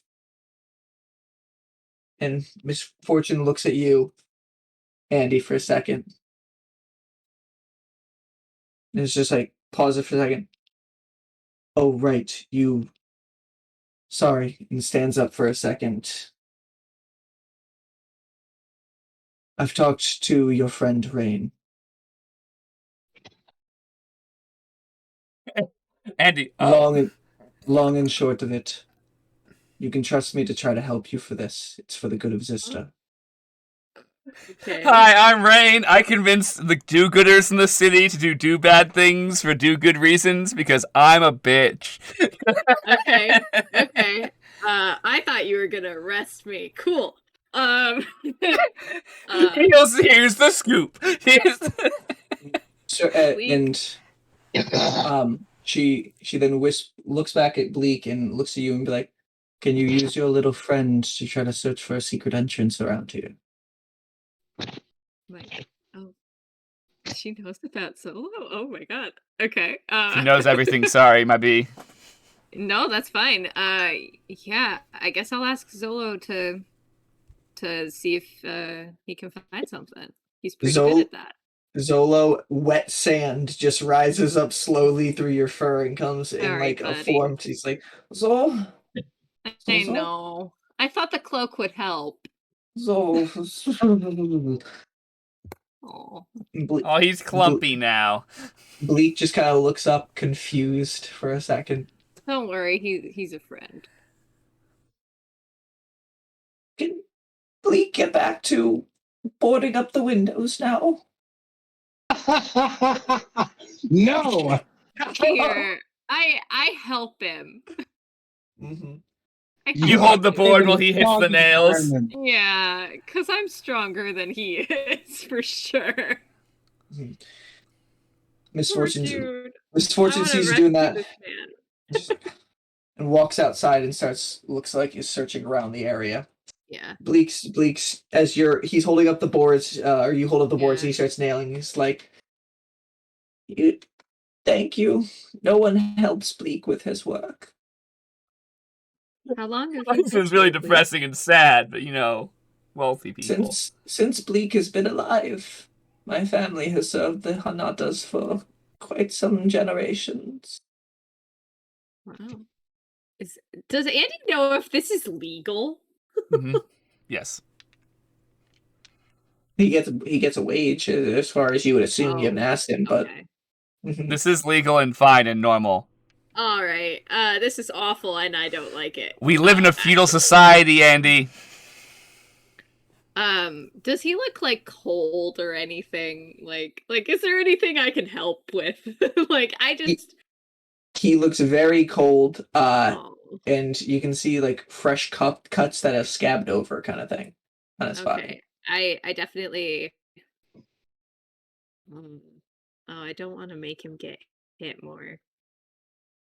I'm gonna give him my yellow cloak. Bleak takes in, it's Yeah. covering his whole form and like on the Definitely floor a really little big bit on it. too.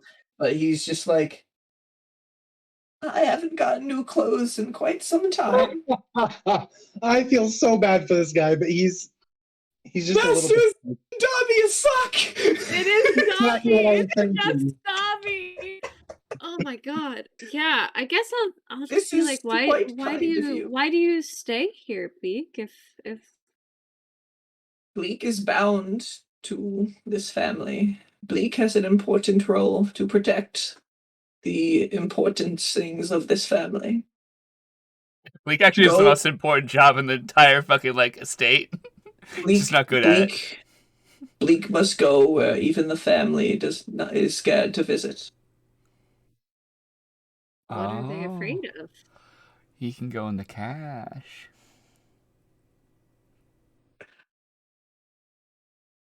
Terrible beast, a guardian. The family has imprisoned.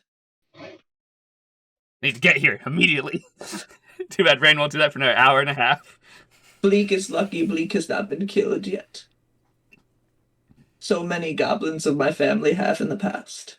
Oh god, that place is gonna look like hell. Yeah, was there like a little graveyard behind here with like No, a bunch of little they're in the tiny cash, dude. We're gonna find a whole bunch of dead goblins in the cash. You haven't looked, Vicky. Yeah. Okay. Is there any way that you could leave? Ever? Bleak can't leave the family.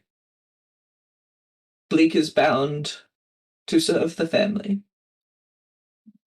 and protect their secret.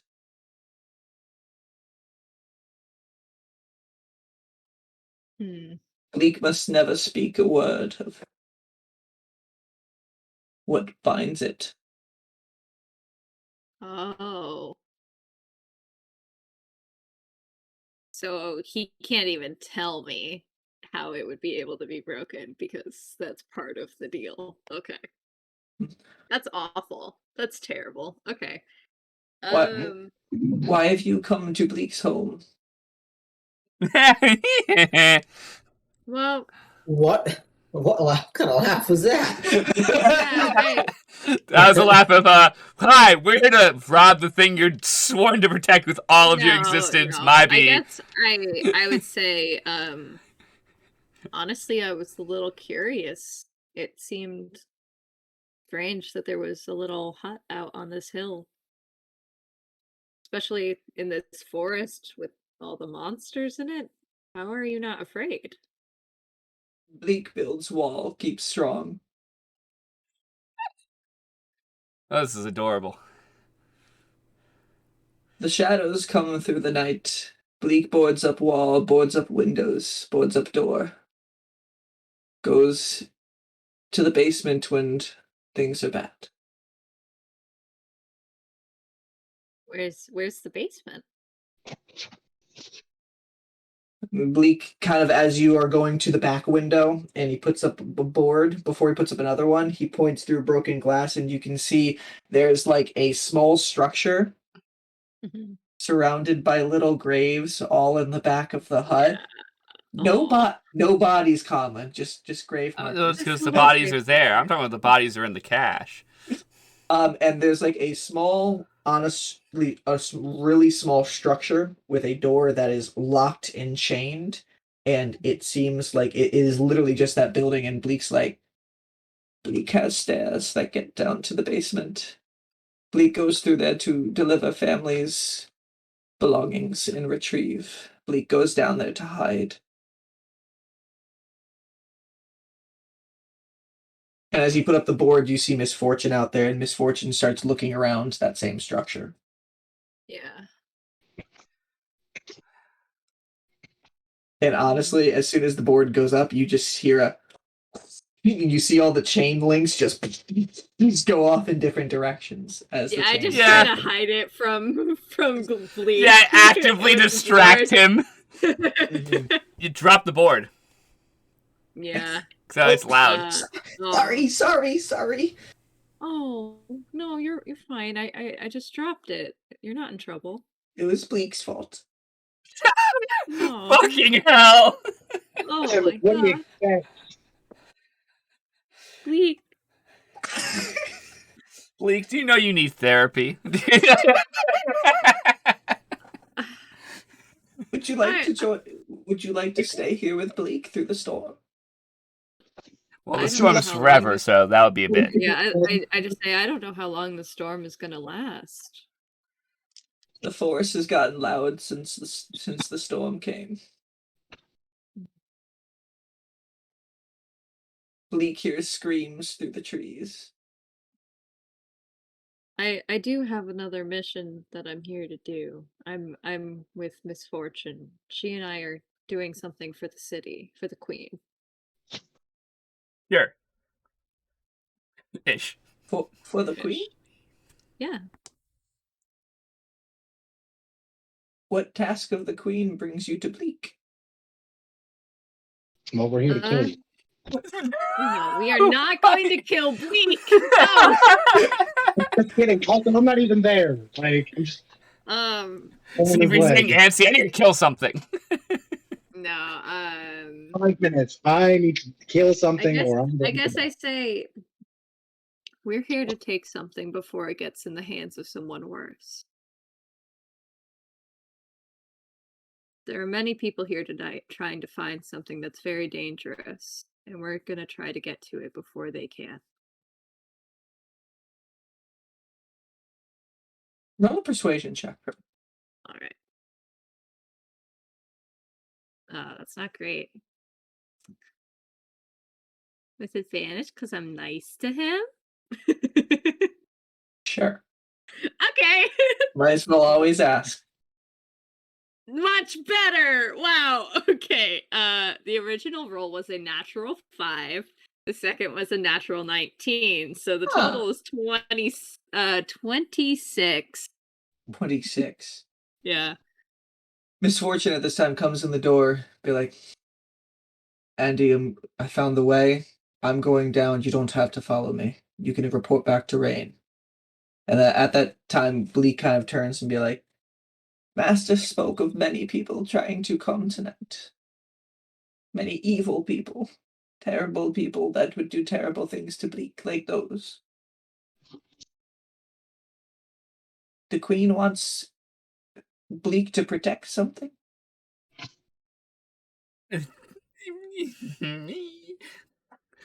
queen wants Bleak to help us protect something.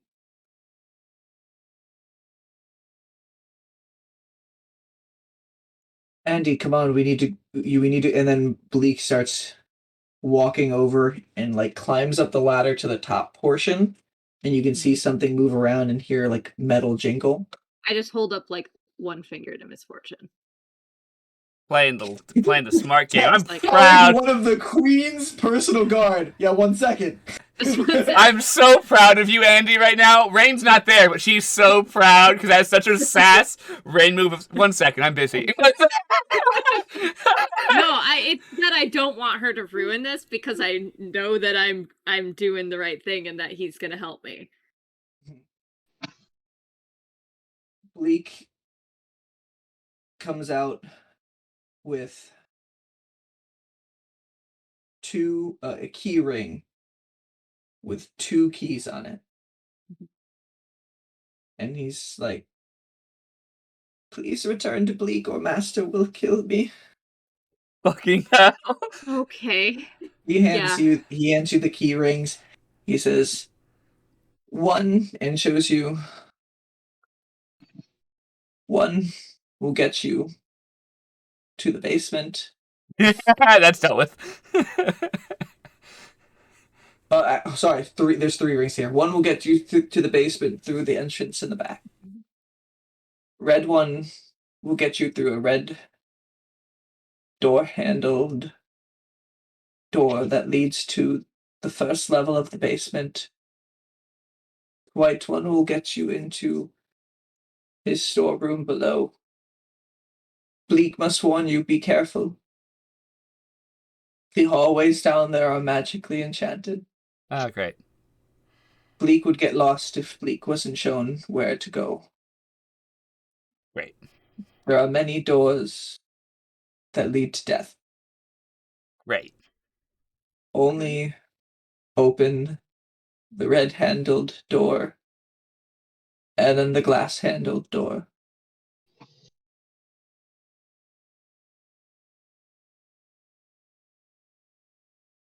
Okay. But Bleak must warn you.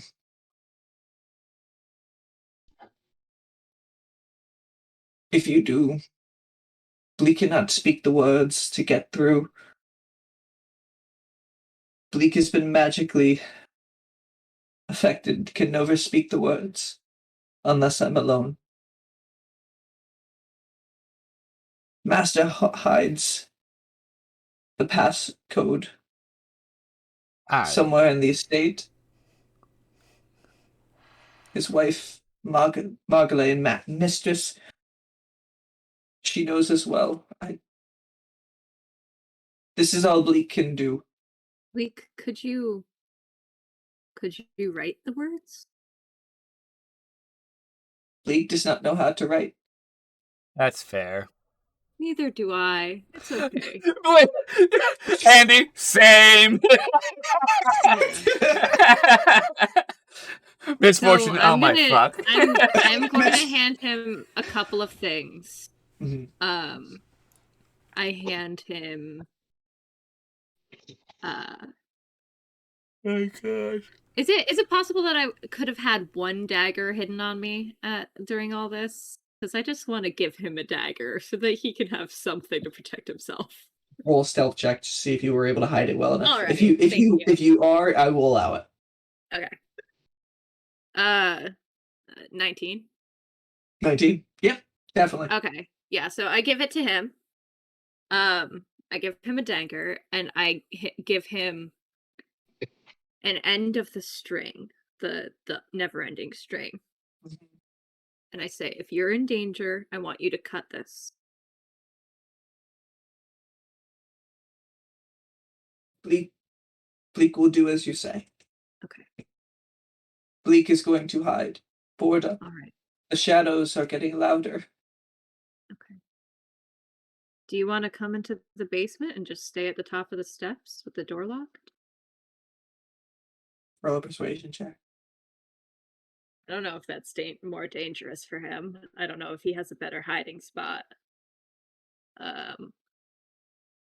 17? 17. Yeah, I do say if you have a better hiding spot. Pick that You don't one. have to, Britt. Because I just want you to be safest as possible. He looks you up and down. He's like, if you protect me, Bleak can show you the way. Deal. I promise I'll do my best. All right. Bleak begins hobbling. Puts up the hood and it's like, follow me. And he I walks whistle for outside. Zolo. Zolo was in between the floorboards looking around and just comes up between them. Zolo? Come on. And comes up on you and he walks out the door. Misfortune stands there. As you walk by, she looks at you and she's like, I wasn't expecting that. People surprise you. That's the problem with Misfortune is she's so like boom, boom, boom and forgets to do the thinking part sometimes. She says one moment puts a hand on your shoulder and then Outside, a raven flies down onto her shoulder, and you can hear her speak the words through the raven. To Rainn and Delsin, I have found your friend, Andy. So you said we hear this in our heads right now? This is towards the ravens that are sitting on your shoulders. okay. And everybody's questioned it, but they haven't, like, verbally It's questioned because I don't it think yet. they realize it's actually a bird, like a real bird. They're just like, It might just it's be a like, prop. part of the costume And then eventually or it's gonna start something. moving. They're like, fucking goddamn, you've a bird on you. And Delsin and Rain simultaneously here to Delsin and Rain. I'm here with your friend Andy in the hut to the west. The groundskeeper. I'll just discreetly make eye contact with Rain as soon as this starts happening. We have an escort to the basement. And keys to get to the area, but no code.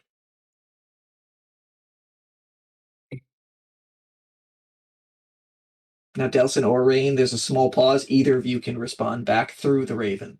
I will say, very well. We will do our best to find the code. Yet, Delsin must be back within the estate by 9. The promotion ceremony is at that time, and if he is missing, it'll raise deep suspicion.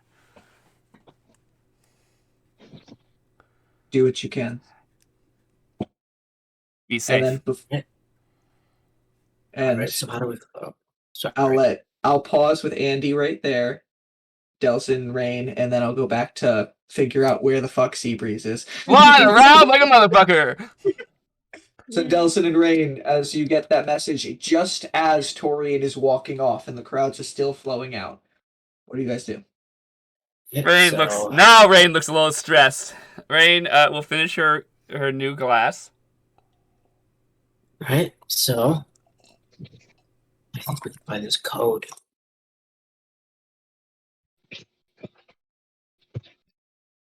One more message, comes through to Misfortune. She says, our escort knows the code but can't speak or write it.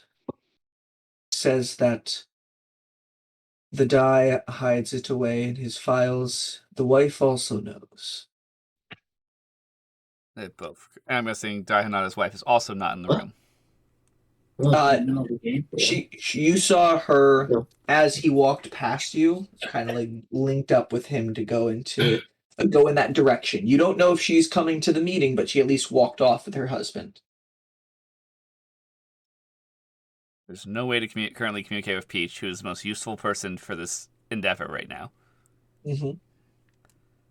Fuck.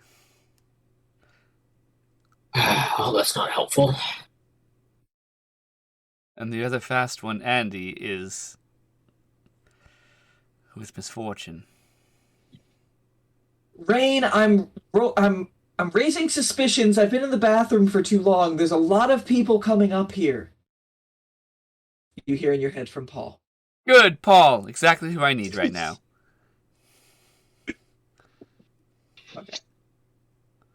Yeah, it's perfect. I know. Okay, he's like, well, what do you want me to do? It looks the guard. Wait, did Tyrion say where Peach is? Said Peach is going in through the 3rd floor. Okay. Yeah. How? And Can Paul you... says the guard walked off. Apparently got pulled because I could see through the door. There's a lot of dies and the Dukes. Bunch of people coming in, or not the dies. The Dukes, the Barons. Bunch of people coming in. You can see them? I'm cracking the door. Is this bathroom in the meeting room? And they're going into the room right across from me. Oh, by golly, Paul. I don't know what to do. Can you fake being sick? Yeah. I want you probably. Do you see guards out there? There's a lot of knights and some guards. I can't really tell the difference between the two, but people in plate armor. Wait for the others, the important people, to get into that room, and casually holding your stomach, I'll pause. because I only have so many words, right?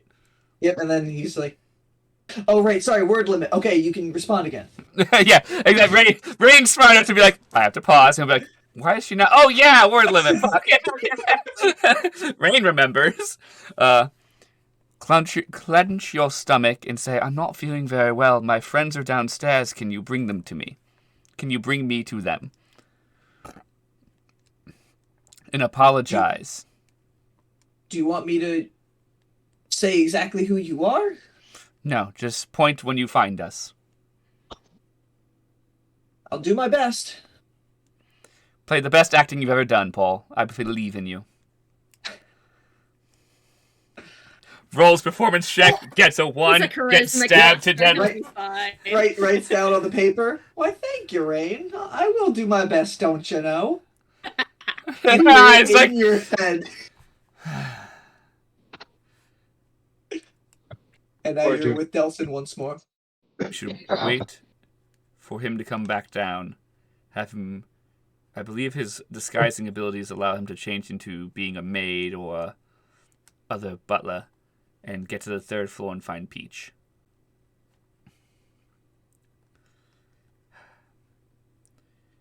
That means we Centurion. Andrew. Yeah. Those words were to you. Yes, Colin was just speaking to you. I apologize. It's okay. You worked all day. I don't blame you. You've worked all day, and also you are in a pretty boring role right now in the ballroom. I apologize. You're like part of the communication. You guys can branch off, but like I don't want. Hi, Delsin Marthas. Hi, Delsin Marthas. Yeah, you're just wandering around. Yes, I do love my father again.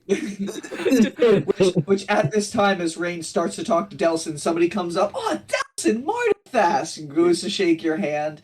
You can see another guard comes up at this time, and it's like, Delsin, it's been a while, man. Oh no. Well, we knew this was gonna happen. That's why we're here, though. We're to bring attention to us. Anyway, what did Rainn say? I apologize. Okay, I'll notice you spaced out. We'll say that was in real world because you're now just stressed because everybody's just like greeting you as Rainn's getting the communication. Delsin's like, this is getting tiresome. Rainn's gonna say faker and faker. Rainn's gonna say in Elven Thieves Can't to you that right now Paul's gonna try and find his way back to us. After he gets back, we're gonna try and find a way to send him off to find Peach so that them two can get the code. But we need to go grab Torian from the other room because now his mission is pointless. So Torian went to the banquet hall to try to find Paul. Yes, I will begin saying, excuse me, we would like to go get food. And begin leading Delsin to go get food. Oh. Hey, Delsin, we gotta catch up later. You and I gotta do another duel like we did back in the day. You hear me? Oh, I would have loved that. All right, catch you around, man. Hey, dude. Yeah, let's get a beer sometime. Me and that dude were tight back in the day. He was my captain. Everyone's just like this because Delsin, right now you're famous. Like you're a famous person walking around. And you guys start walking towards the banquet hall? Yes.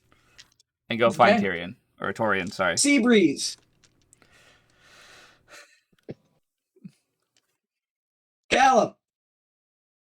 Yes? Hello. Oh, how unsure you sounded. I said it the first time and you didn't hear me. Oh. You're a little bit like hard to hear. Because that might be my problem. What was that? Am I laggy? I don't think so. I don't know. I can still hear you. It just sounds distant. Yeah, maybe a little bit. My phone's in the same place it has been all night, so. No worries. But Sea Breeze. So, Torian went off towards the estate with everyone else, and you are invisible in the hedge. You're invisible, flying up in the air. The lightning strike pointed you down towards the easternmost end of the hedge maze, where there seems to be a building. Going towards the building. Okay. You fly down towards the building. You can see as you get closer, around the hedge mage, it kind of leads to this area, and then there's almost like a hedge archway leading towards the building. There's like wire vines that create almost like an actual underground walkway towards the building, which leads directly to the door. But the rest of the building is outside, so you technically could search around and try to find another entrance other than the front door. But you are invisible, so it doesn't really matter. Yeah, is this the little hut? No, this is on the opposite side of the estate. Oh, Jesus. Okay, well then I'm...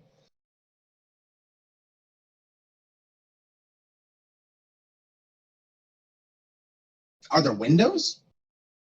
If you fly around the building, there are a few windows. All of them are closed at this time. A few of them cracked, but not enough to like squeeze through. They'd have to be broken open more. Is there anything going on inside that I see through the windows? Roll a perception check. All right. 18. 18.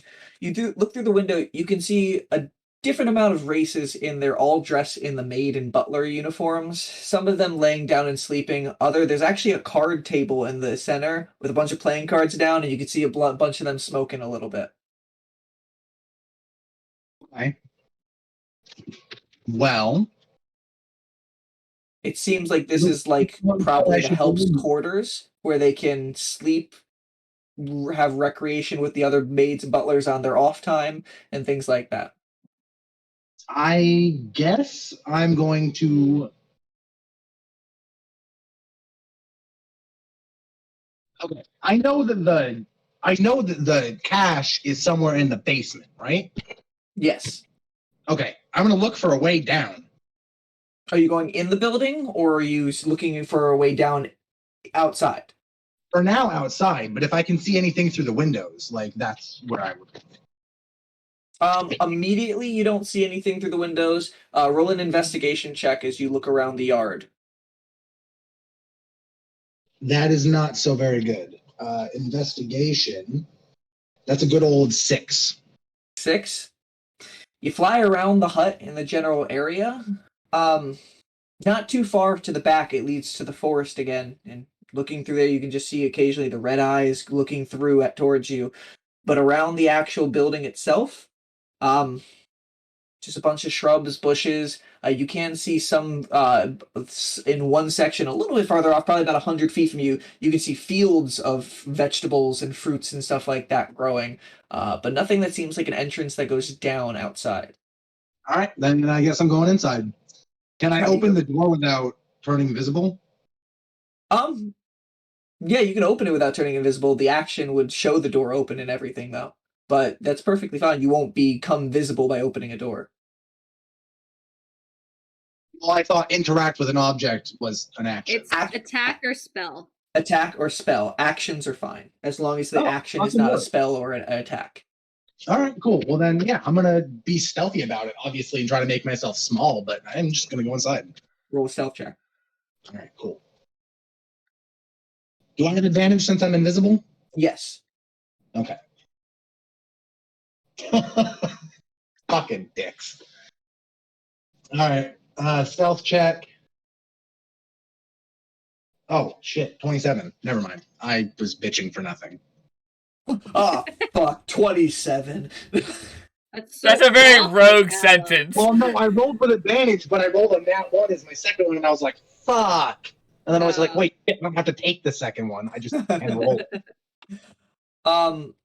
You get down to the front entrance where it does that, like, vined archway that leads to the main entrance. And there is, like, a white door built into the hedge, and you open it, it doesn't seem to be unlocked. As soon as you open it, you can see a few people just, like, sitting outside, kind of, like, sitting together, having a conversation. One of them, they have some sort of something that they're smoking, and they turn and look as the door opens up, and they're like, damn, this wind is strong, and one kind of walks in your direction. You, like, sidestep out of the way, and they go and pull the door back closed. At this point, I am not flying. At this point, I'm on the ground. Mm-hmm. And my hammer is, like, in my hand, and I'm just ready. What hands is your hype man? He's just like, nice, matey. And you walk towards the front door. you open that one again too as the people behind you sit down, and as you get inside, you can see a pretty big open space. There is a center area where there is two tables shoved together, and there's about like 12 different people all around a table. Dwarves, humans, half elves, and things like that.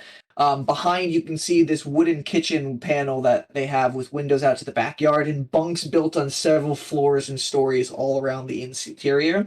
As soon as the door opens for you to go in, one of them just, damn, this is fucking crazy outside, and walks past you again to close the door.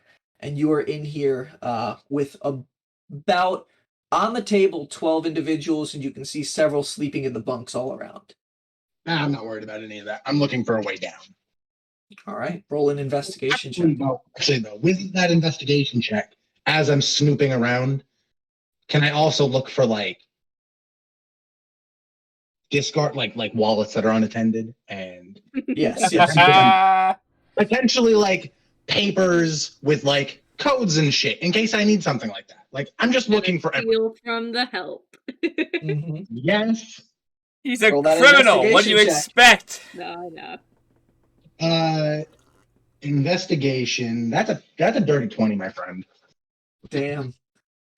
So, in regards to wallets and other things like that, you actually do find a few. So, let me roll some dice to what you find. Yay, I Lucky. get to roll dice.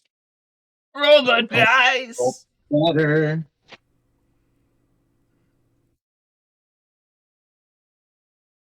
Between copper and silver pieces and a few gold pieces, you total it all up, you get approximately 34 gold pieces. Fucking sick. That makes up for the 30 that I threw on the table for the shrimp puffs. Yeah, and lost. You also find 2 bottles of a unidentified liquid. Does it look like a fancy potion bottle or like a Beer. They were stashed in a crate under somebody's bunk. I'm taking those. I am taking those. Mm-hmm. And with that, as soon as you sneakily take those out of the crate and they turn invisible on your person as soon as you fucking touch it, which is broken. You see somebody at the table is just like, "Hey, man, I got my shift to go to," and they're like, "Oh, come on, man!" He throws in a card and be like, "God, I was banking off of you winning this next round. Now you left me in the dark. Hey, man, hey, we'll make up for it some other game. Got that fucking party out there, all those fucking bureaucrats. Gotta deal and get abused and all that shit for the next couple hours. It'll be your shift soon, too." I hope we run into this exact guard holding him against the wall, like, where do we go to this? And he's like, please, I did not want to do this, dude. And you can see it's a dwarven gentleman, and he walks back to one corner on the back side, and there's like a wooden plank floor that he lifts up. And then there's like a step ladder that goes down, and he starts going down and looks like he's going to start pulling the top to close behind. Am I still wet? You are still wet, and as you notice, is it big enough to? Somebody walks around the room as you're saying this, and be like, "Is there rain getting in here somewhere? There's like water all over the floor." It's your cue to leave. Yep, I'm gonna fly over one of the bunks and dart down through the hatch past him without touching him. All right. Oh god, I'm gonna ask you to roll a dexterity check on that one because you're trying to squeeze through a small space as it's closing. Okay. He's definitely gonna get that guy wet. No, I'm not gonna touch him. It's gonna be perfect. Dexterity check. So just my mod. Yep. Yeah, that's a 21, my friend. Very good, very good. So yeah, and as you fly over the area to get over to this area, you can hear some people behind you. It's like rainy here. Is there a hole in the ceiling? And you dive, pulling your wings close, and squeeze right through as he's coming down. The guy feels a gust of wind. He's like, "Fuck was that?" Check the door again. He just closes the top, and you're now down in this long stone walkway underground. There is occasionally a torchlight every like 50 feet, so there's part of darkness you're walking in before there's light, but it seems like it heads back in the direction of the estate.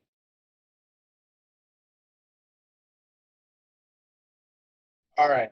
I don't really know how the layout looks, but I'm going to let the guy lead, Okay. and So the I'm guy- going to sneak behind him and follow him. Okay. As you wait This for is him such to a come down the Scooby-Doo step villain ladder, thing to do. Mhm. You wait for him to go down the step ladder, and as he gets to the bottom, he slips in a puddle of the wetness you left and falls. You'd be like, "What the?" I feel like I'm making too much water for this to be accurate. How am I dripping so much? Your wings are made out of water, and you Oh, that's right. No, you're like right. you're not dripping water anymore. You are spraying water when you move. Okay, well, then when he's in front of me, I'm going to get on, like, I'm going to stealth and, like, drop into a crouch and not be flying. As soon as he gets up, he's like, "Man, these pants are gonna stain now. Aw. Fuck." Oh, Watch his shit. pants behind him. Cracks his neck a little bit and be like, "Hope I don't get in trouble for that." Walks onward. Okay, so we're looking for a guy who has stained pants. Love this Yes. dude that talks to himself.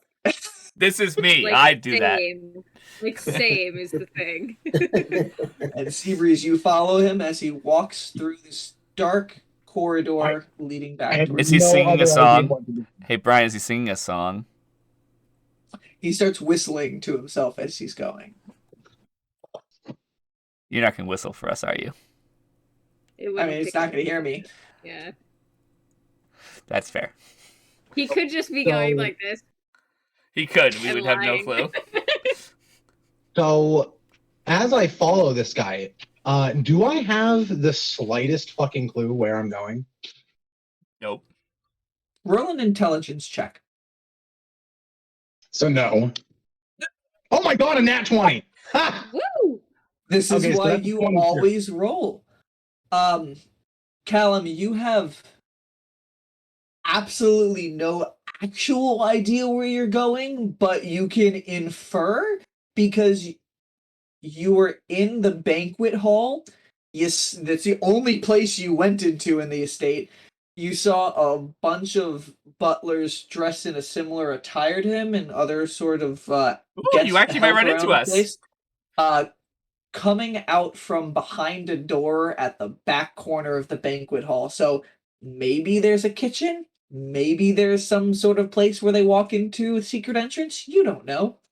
Alright, But well, that's I the am going inference to you can continue get. to follow him until I find a way to go down. Okay. Because I have no better idea. He's going to lead me somewhere, and I'm going to make it up as I go. I'm going to find a way to get further down. Okay. So we end That's up my on the- mission. Still invisible for like probably 45 minutes. Right? Yeah. Well, you're still invisibility. I'd say with your investigation check and perception weight around, it's probably been about 15 minutes before you got to this entrance, so you have about 40 minutes of invisibility left. Okay, but yeah, like I'm gonna use the 7 o'clock. Oh no, the 8 o'clock to 9 o'clock. Oh wait, no, you did it at like 7:45. You have until like 8:45, so it's like do I have any fucking inclination of how long that's going to be? it's like 5 or 10 minutes past as you start walking down this corner of 8 o'clock. Just for my sanity of making sure everything links up to the correct time zone, because I'm not doing 10 So I've 5-minute got increments. roughly half an hour left. Yes. Got Okay, about then 30, somewhere between 30 and 40 minutes left. You'll okay, know. Perfect. You'll Well, know because everyone will look when at the I- wet guy. Yeah, when I turn visible, I can always turn invisible again, and I can do it for a little while with my coat, and I can always just disguise self potion. Yeah. Also, can I, while I'm following this guy, can I look at, oh, I can't look at the fucking bottles, they're invisible. I'm fucking stupid. Invisible, I'm fucking stupid. So you start walking down this very long corridor. Rainn and Delsin. Okay, before we start our section, I would like to say that Andrew's pants are very nice. Oh, and now we'll hell continue. yeah. Nice Thank pants. you. Andrew, great see your pants, man. I want to see him. You should use that fighter strength and just do some rips in them right now. Dude, That's pants are fucking expensive. Yeah, why would you do that? Pants are expensive. And people pay extra money for people to rip holes in them before they I buy don't. them. So Why? Well, yeah, why? I feel like that's the most boomer way to understand ripped pants. It's also like gonna start being colder again, so it's So, like, Yeah, that's- it's not a good idea. cold outside, dude. Yeah, he's in on the Mass New Hampshire border. It's cold. Wait, Cal, It's Cal, jorts now. It's jorts. Cal, what did you say? Jorts. Yeah, it was 30. It was 30 degrees this morning, guys. It was fucking Andrew, cold. if you don't make jorts short enough for me to see your balls hang out of them, they're not jorts, and it's not good enough. I don't wear shorts. I'm gonna come straight out with that. I think it's a bad look. I think you could bring it back. No, absolutely not. Next session, Pockets Andrew's wearing longer jorts. than the jort. That's what you need. No. I'm happy that this is the sidetrack we just had on because I stomped in his pants. That makes me very happy. Let's now move on to what's actually happening. ADHD indeed. Well, I wanted to compliment his pants for the past 5 minutes, and I was like, okay, I don't want to interrupt Callum because that's mean. So I'm sorry to Delsin, interrupt you, but you hadn't started yet, so I don't feel that bad. That's fine. Delsin and Rainn, you are starting to walk your way to the banquet hall. Every about 10 seconds, somebody is just like, "Oh my god, it's Delsin or Delsin." Hey. Hi. Like, No one seems to have taken interest in me. if you I stop mean, you're to kind of interact, yes, but I think at this point you're kind of just arm candy to be I honest. can work with arm candy. Rain's gonna be a little. You need to pull a Marilyn Monroe and get your dress to fly up for some reason. My dress is too short to do that, and there's weapons hidden. I can't do that. But people would talk. People would talk, but they'll also be like, "Wow, that lady has a whole bunch of daggers strapped to her leg." at one point, a drunken gentleman comes into falls into you, Rain, and almost tries to pull you away from Delsin for a second, and be like, "Whoa, you are quite the beauty." Do I We break have his a night hand? together ourselves. Do I break the hand? I break his hand. I'll put my shan on his shoulder and be like, Roll a strength check, Rain. You're bothering the lady. The lady takes care. What's my earlier? He let me just take care of myself, and I almost killed the guy. You know, you could rage before you try to break his hand. I could, but that's a Just waste get of a that rage. thing.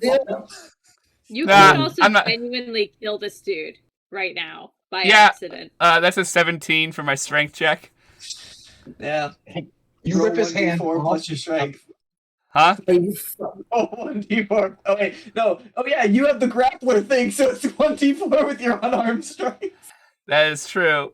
But I'm not trying to kill him. So non-lethally breaking his hand. Yes, I'm just breaking his hand. I'm giving a message. Mhm. You're not striking anyways, you're squeezing. I've maxed the damage. That's a 6. 6. You see, and Delsin puts his hand on there, and then just what? And then you see him literally fall to the ground and just pass out. And a guard came over and just looks at you. This man's very drunk. You should take him home. I saw the whole interaction. He was out of luck. You have incredible strength. Rain's like, maybe you can find out some other time later. Little flirt. Charisma check. Fuck yeah. I don't know why he'd want that kind of grip strength, though. Let's be honest. That's true. hey, some guys like it tight. Okay. Ew. No, that's not how this. I'm done with this. By the way, it was an 18 for my charisma check. No. Let's stop. Hashtag stop. The guard, it was an elven gentleman. He looks at you, smiles, and looks back. Oh, Delsin, well, better watch out for your lady. Looks like she's coming on to me a little bit. And walks over, high-fives his guard friend. Did they just leave the drunk guy? What a douche.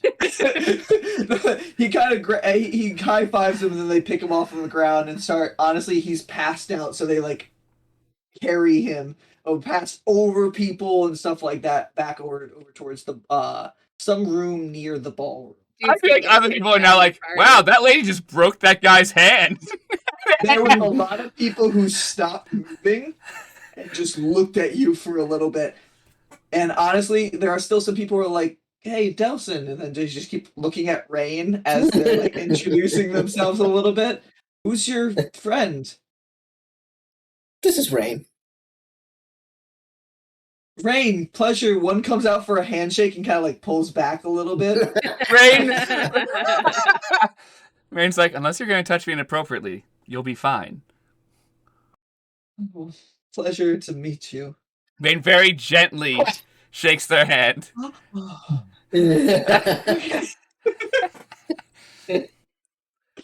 And you guys make it over to the banquet hall. This is the first I'm time happy you I guys are shattered one hand. Actually, I've hurt multiple people during the course of today, but that's not important. And you guys make it over towards the banquet hall. It's the first time you guys are here. You can see a large room that looks like at times it's probably had a very long table in here, but has probably since been removed. And there's like a bunch of rounded tables put around. There's a lot of people sitting down, and from what you can tell, it's like a packed house restaurant, like restaurant vibes in here. Like you can see people pulling extra seats out for guests. There's these tables definitely hold 8 people, but there's like 12 to 14 shoved around. There's people standing in corners. The hubbub is huge in here, and waiters are trying to maneuver in between people, taking people's like orders, try to push the cart through at times, having people go out of the way. Like, it is chaos in here right Does now. it seem? Do we see Mr. Torian? Roll a perception check, both of you. Andrew, roll a perception check. That's a 13. That wasn't very good. Delsin, the perception guy. That's not bad actually. D&D Beyond. What's so funny, Vicky? D&D. Perception, you said? Yes. That's a 24. 24. Rainn, you... Again, your height is playing a huge disadvantage for you in this setting. You short girl. She is short, and she doesn't look intimidating until she shatters a guy's hand. Everyone goes, oh. But Delsin, you are able to see over everything, everybody in here. You can see on the more towards the opposite end of the room, you can see what looks like Torian's disguise, Vojo's older brother.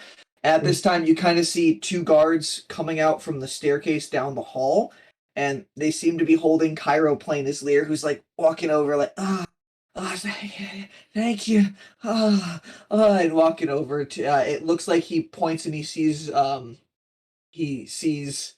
Torian's disguise and be like, I know that fella. You can't hear what he's saying, but he's mouthing, I know that fella, you can just leave me over here.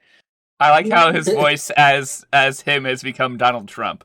He's trying to like drunkenly old man talk instead of all the time. Alright, well, We'll wander over. yeah, I'll look over to Rainn, point that out, and we'll wander over. Okay. As you guys get over there, it looks like they've moved in between 2 people to be up against a wall. So there's a very tight spot, and they're talking. They're like idle chat, kind of smiling, but you can, Rainn, you're good at reading lips as you get closer. They're like, I don't know what we're doing. Like I just keep on getting messages. People tell me where to go. Like Peach is upset. Like what's going on? And then Rainn and Delsin, you walk over. My friends, how are you? Turn. Oh, now what do you know, Rainn? How's it going, old research understudy? That works. Rainn's like, that's better than that. Rainn her head. It works. I can work with that. Not Paul. Not bad. So. And Delsin Martifast. Wow. Everybody's talking about you here. Yeah, they are. I wish there was like some person who's self-aware who goes.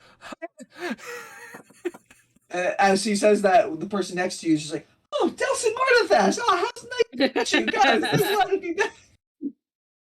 After a few seconds, you're alone again for the time being, but with people all in pretty close proximity. Guards kind of squeezing through at times, asking people, are you alright? Anything I can get you? Anybody bothering you? Things like that. I'm gonna ask, is there like one of a more senior looking butler or maid or waitress, like wandering.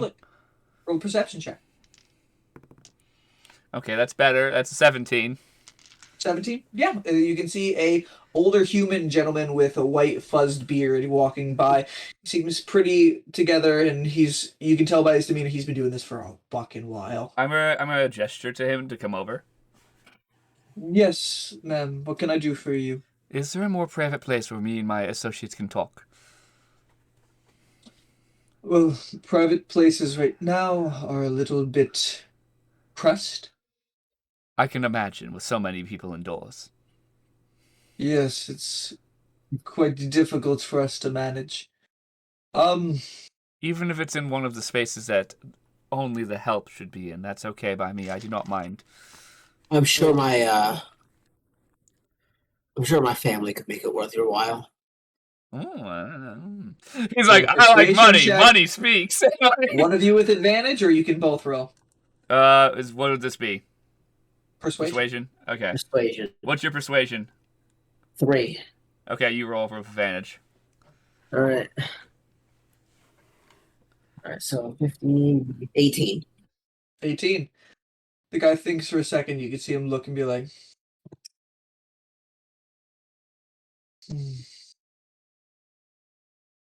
any place, as long as it's quiet. As long as it's quiet. Very well. Follow me. Thank you very much. And he looks at Torian for a second. Torian's figuring just walks on. Like you get the vibe with passive insight. He's like, why is one of the Baron's brothers hanging out with these people? We're making a business deal. But he leads you out of the banquet hall, the southern section towards like the front of the house, and when the hallway splits to either left to go back to the entryway or right to go more towards the easternmost building, he walks you there past 2 guards looking at a staircase right now.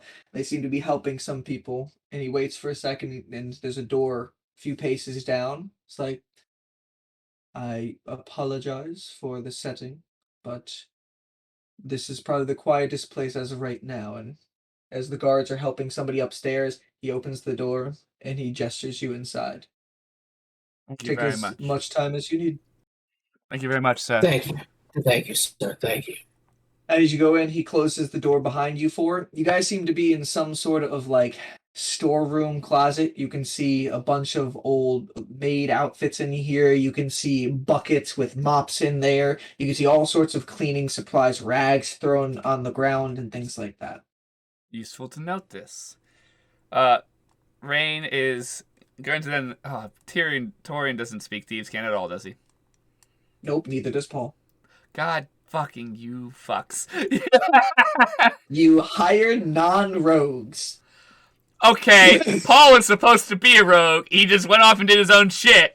You can blame Seabreeze for that, or Wind Whisper back then. What common language do we all speak besides common?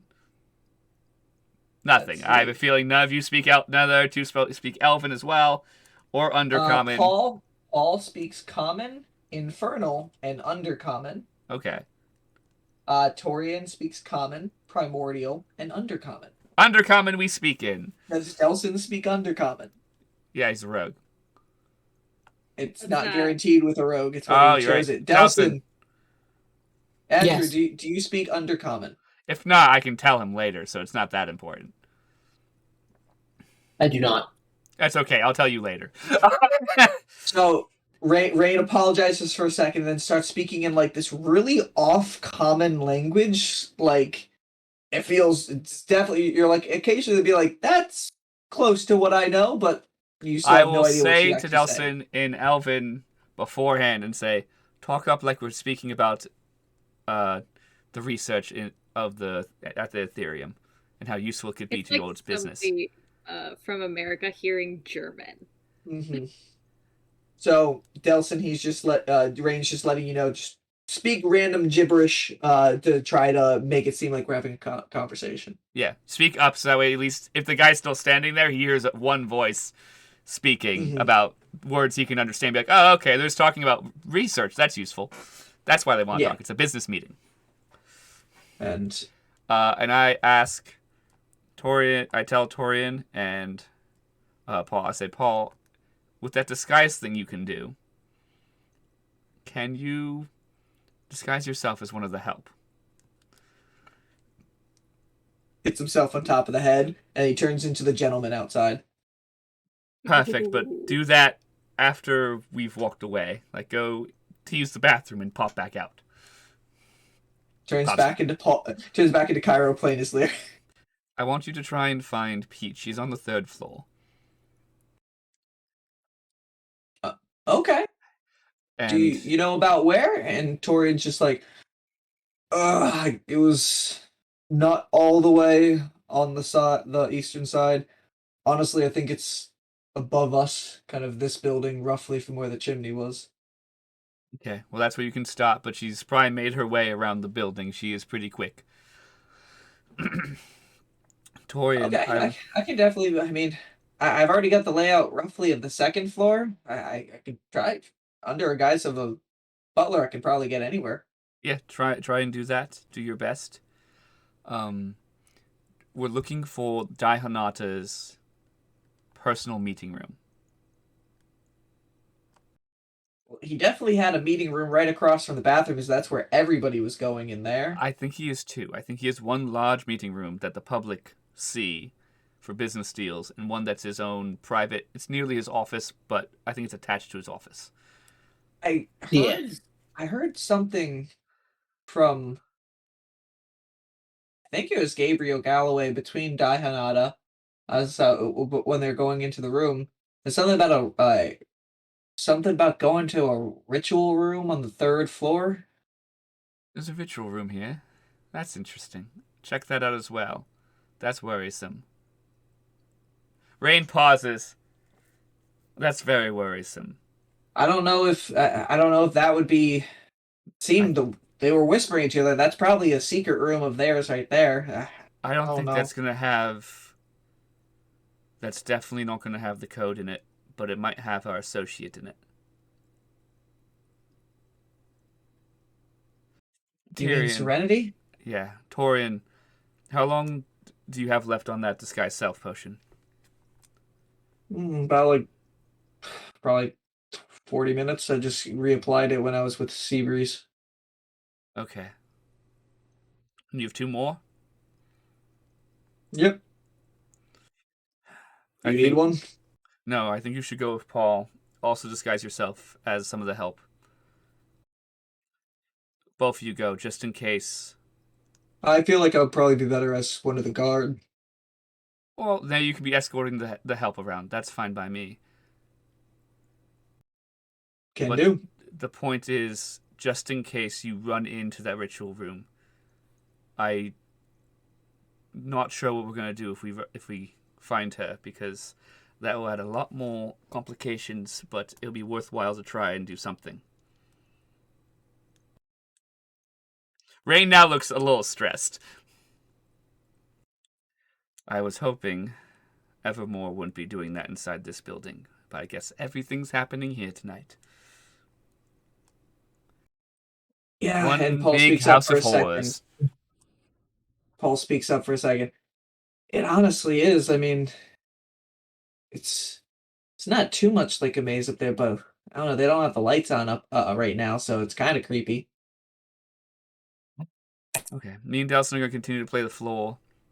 If you get a chance to contact us, tell us, Paul, what you find. And hopefully you find Peach, and Peach hasn't been captured. I know Andrish is working with Misfortune, and they are by where the cache is. And they have a guide to get them near the cache. They just need the code. They're also Alright. with a person I might be able to get the code off of, but I think that should be a backup plan for now, because I'm not sure it'll work. Give me 1 second to see Paul's spells. Never mind. Okay. I was wondering if Paul had invisibility. He does not. Okay. Rainn's now going to change her tone to comment and be like, "Oh, thank you so much for the opportunity to talk about the research you're working on, Cairo. Of course. Hopefully I'll be able to visit you with Ethereum soon and we can make a price towards what you've been working on.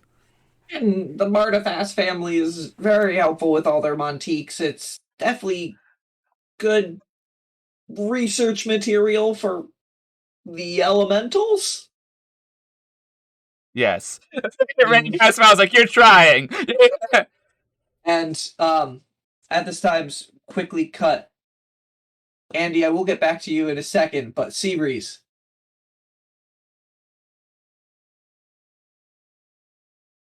You there, Cal? Oh, yes. Okay, you've been walking down this path, and then the guy looks and he gets to an intersection, and he's just like, that's going to be too busy. That'll probably be quieter. And he takes a right turn. Do you keep following him, or do you go forward?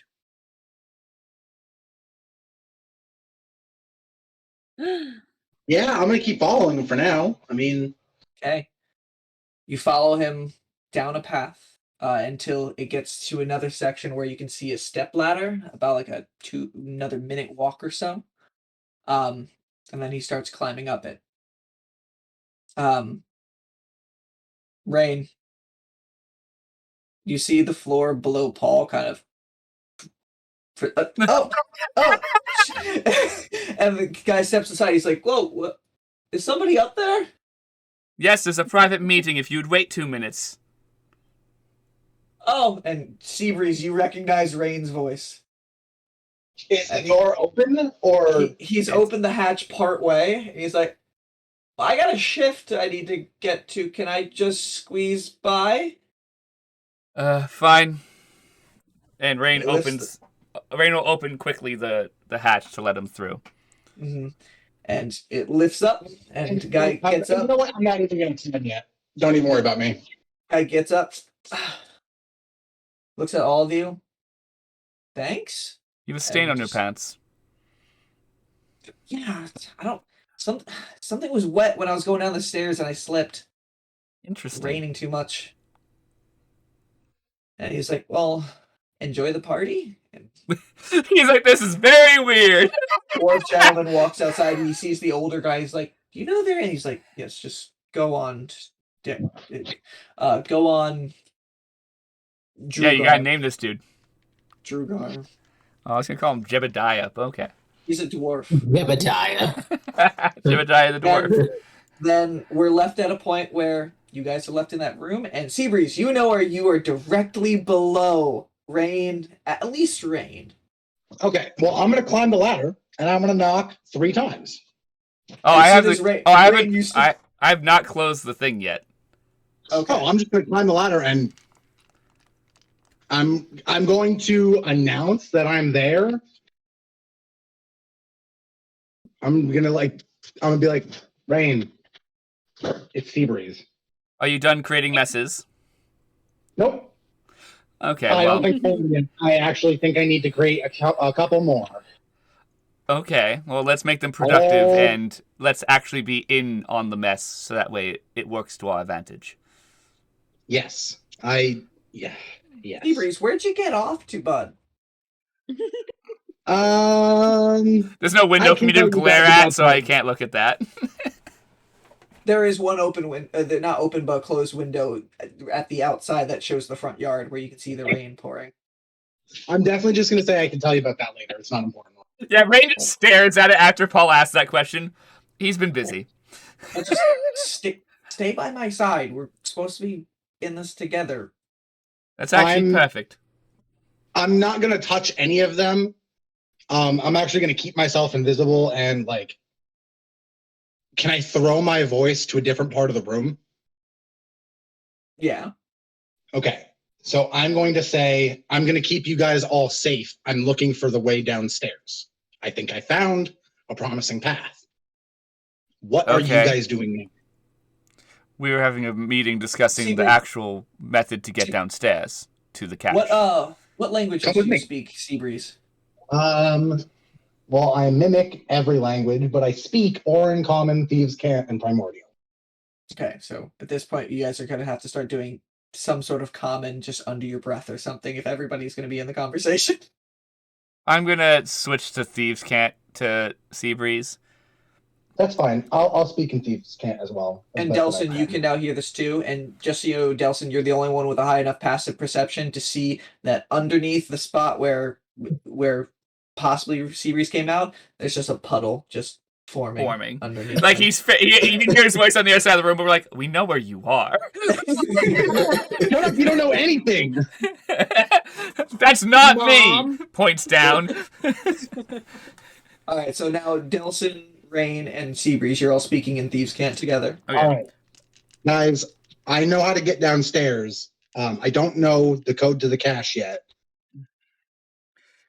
Yeah, we already know how to get to the cache, Seabreeze. I'm sorry, you missed some bits. Well, fill me in. Okay, so Andy and Miss Fortune, who eventually probably will arrest you at the end of the night, based on our current predicament, have found the way to the cache via, I'm not sure exactly. They didn't give me specifics, but they have a guide that will bring them to the cache. Okay. We now just have to find the code, hopefully, and that's all we should need. But I can help you with that. I am invisible right now. I was thinking And so. I I was can- thinking. I can tell that. I can also. I'm going to say to Wet Hands, it's time for us to we have to split apart, but you need to stay close to me. Will I do. need He says in your head, and then okay, Rainn, Delsin, Paul, and Torian, all for the first time, just sees come out of nowhere because Seabreeze is still invisible. The form of Wet Hands. You just see this water genasi with kind of like his hair like kind of disheveled, only on the front, none on the side. He's got several scars on his faces, and his outfit is just completely just tattered clothes right now. You can see barnacles that have started growing at portions, and he's just like, "All right, so I heard that you guys needed my help." Oh, I was hoping he was going to say, nice to see you again, because he's seen us, but we've never seen him. That's your type of response. So you can respond to him, nice to see you finally, but that's Yeah, not how you respond. I'm guessing you were the dancing pencil from before. Not the worst name I've been called. I'm gonna say my crew. Seabreeze's so proud of himself right now. I imagine Seabreeze putting out for a fist bump, but he's still invisible. Damn it. No, I totally wrapped him in a hug though, like a one-armed bro hug. Mm-hmm. Hyping him up. So we see his clothes squish. Right And as you come in for that hug, he kind of starts getting in with your body again, but then like steps to the side. We'll work on that, matey. Interesting. Okay. I so for think- now, my health is back at 38. Am I still invisible? Yes. You are still invisible, yes. Okay. Rainn, Yes. I'm gonna take Wet Hands with me. He's mostly invisible, right? He's not invisible anymore. He's corporal. He's a ghost. You can see him. He's an entity. But you can see through him. He's a ghost. He's a visible ghost. Is he color or is he transparent? Ish. He's color-ish, like really off color. He's like a faded picture.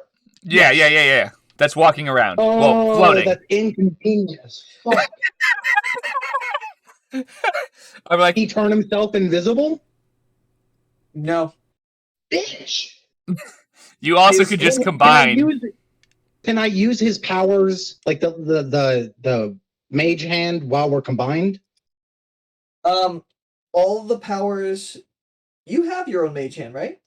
No. I'll allow it. When he's combined, you have mage hand because you get kind of his abilities there. Yeah. Okay, well, you could still use it, just if it's him, you're in charge. Okay. Does that make sense? True. Like so either way, if he's not invisible right now, I'm gonna be like, fuck. This puts a damper on my plan. I need you to fuse with me again so that you aren't seen, because I can be invisible. Or I can also turn into someone else. But you can't do that. Or I can just, and then he just floats up and goes to the ceiling, and then floats back down. He's like, whatever you want. I don't mind, but I can just really go wherever I want here. Okay, this sounds like a useful thing. You two. Rain comes in. Okay, you can go through walls. This is useful. I can work with going I'm through going to- walls. That's great. I'm going to turn to Wet Hands and I'm going to say, whatever makes you happiest. I know I need your help and I want you to stay close. I can't afford to have like different. I need to keep all of you in one place where I know where all of you are so I can keep you safe. So just please stay close. Okay. Tweedledee and And if Tweedledum you over need here. to disappear, join me. Is that a fair? What'd you say, Cal? I said, if he needs to disappear instead of floating through the wall, can he just join me? Yes. Okay. Yeah. Okay, Tweedledee and Tweedledum. Wonderful mateys. You two. Yeah, Alice in Wonderland does not exist in this universe. Yeah, no, but guys. Tweedledee and Tweedledum I feel like would be something that someone would fire up, but something similar enough that's in literature. Someone had to do a whole bunch of shrooms and write a book. Tweedledum. Oh man, I can write fairy tales. I forgot. That's part of my job. Yeah. So I say you two take. What direction is the house? Is it east-west? Like the wings, east and west wing? Okay. I'm going to tell them to... So Peach is in the west wing or east wing? From what Torian can tell.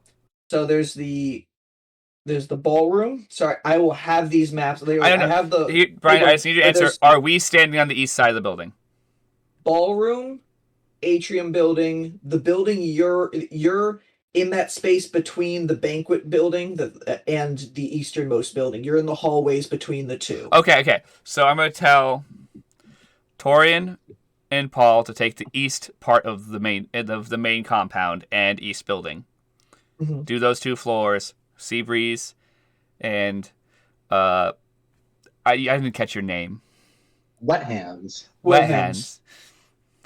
I want you two to take the west wing of the buildings and you're looking for Daihanada's office / like a meeting room. It's going to have a larger desk so you can meet with 1 or 2 people. It's probably going to have some locked cabinets.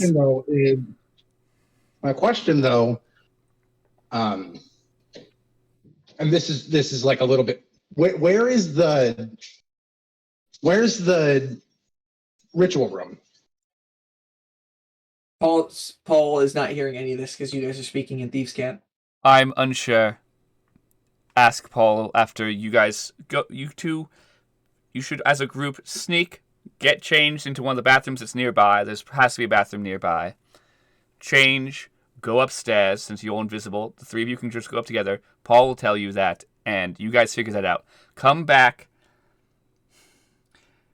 by 9:15 in the main room. Why? Because I haven't been in the main room. No one's seen me yet. No, I'm telling you to come back by that point because the promotion ceremony happens at 9 o'clock. And most likely me and Delsin need to be on the stage at that time. That'll give us enough time to get off stage and move on. Andy, you're not here. Shit. And then somebody just looks upside. Andy, you're not here. No, I have a question about spells.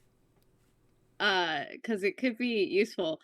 If you can disguise self, right, and you see a creature that's invisible, could you disguise yourself as that creature? You technically can't see them if they're invisible. Oh. If you... Unless I would you have- say if you had some way to see somebody who is invisible, you would be able to Yeah. see their form. Like so true you, sight or whatever. Yeah, so Yeah. you, if you disguise self, wouldn't disguise self as an invisible form. You would disguise self as what you see through their invisibility, Oh. which is that. Dang. Okay. Okay, That's so it. That's my only question. So let's split up. Me and Delsin are going to keep working the party. Very soon that main meeting they're having should be over, so we can work the party a little bit more. And then the announcement's going to happen at 9. So if you guys get down there, like, you can come by 9, that's fine by me. But by 9:15, try and be in that room. We'll meet back up. Preferably in... I'm not sure where the best area to meet. Probably the atrium is the best area to meet. Because it's a little quieter there. We'll meet in the Let's atrium. meet here. That's fine by me. We'll try and get here by 9:15. Okay, because the way that I know how to get down is down that hatch. Oh, we can go to the groundskeeper's shed. Oh, word. That's why the atrium works. Well, then- is we can just walk outside from the atrium.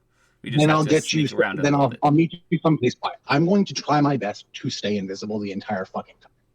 Okay, that sounds perfect. I'm going to be honest with If you, it Rainn. goes to shit, I may have fucked up.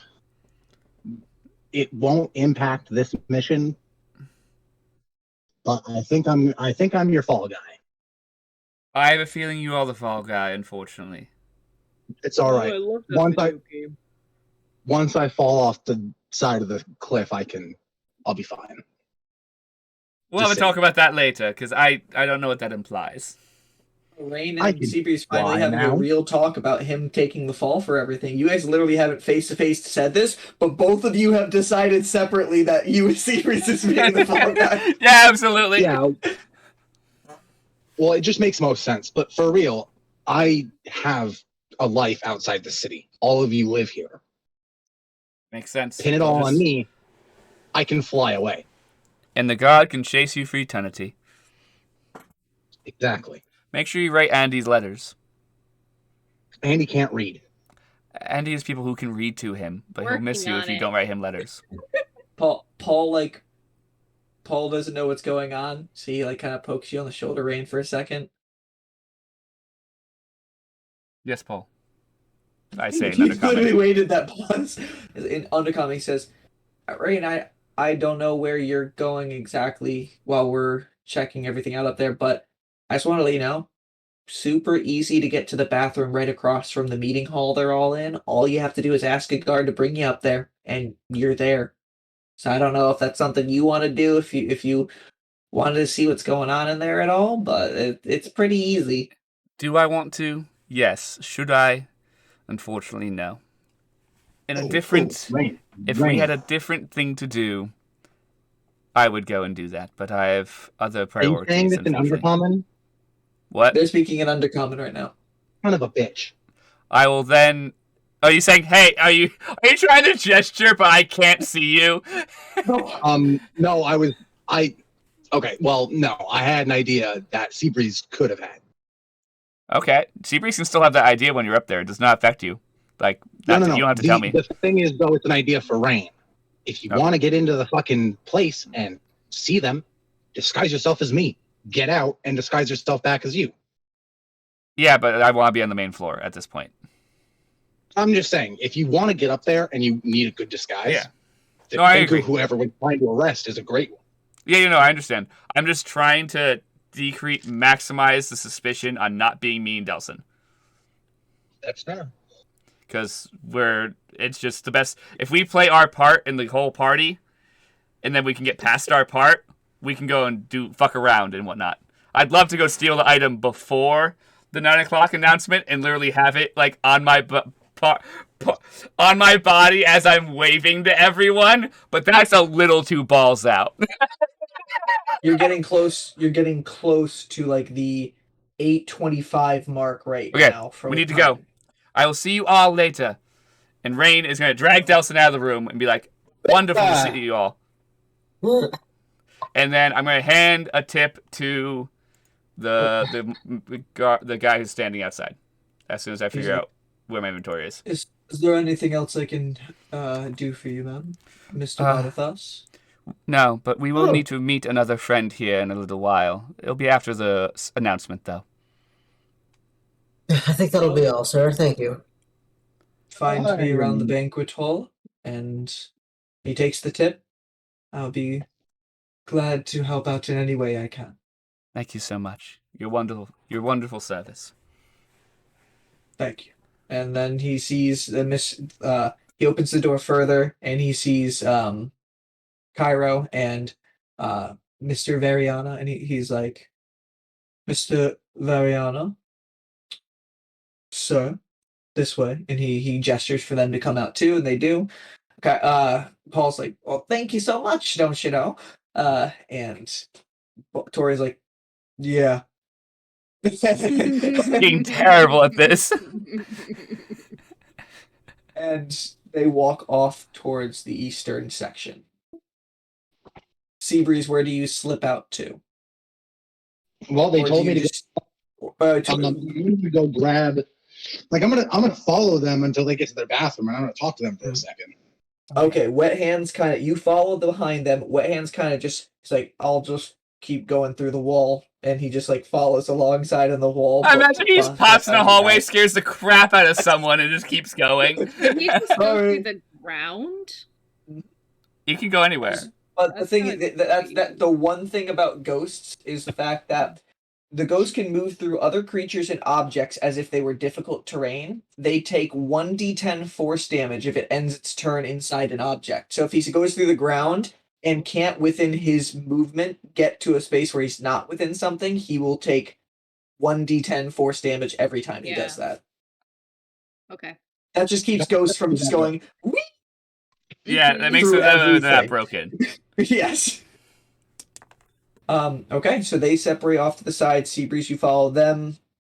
And yeah, we'll split right there. Just so I know, you guys are heading off to the east. Delsin and Rainn, are you heading back to the banquet hall or the ballroom? We're gonna go to the ballroom. Okay. So you And guys start walking through there. We're gonna BS with Delsin's old friends and whatnot. Nothing important will happen for the next probably 20 minutes. Okay. Unless one of the big families comes back into the room, then we'll go and try and BS with them. Okay. I need to pee again. Andy. Yeah. So Bleak walks out, and he's heading towards the back, and Misfortune just did that message 15 minutes ago in time for everything else, and then just turns to you. Okay. He looks at you, and he's just like, let's see what we can figure out for him. I really need to stress that if things get bad, he's gonna run. He should run. I don't want him getting hurt in all this. She pauses again as soon as she's outside. You're still in the entrance, and the rain's falling down on her. She turns back and looks at you, and the red eye piercing through the mask. I don't like people getting hurt either, but it sometimes happens. I've learned the hard way. I'll do my best. Thank you. I appreciate that. I don't want to break a promise. It sucks.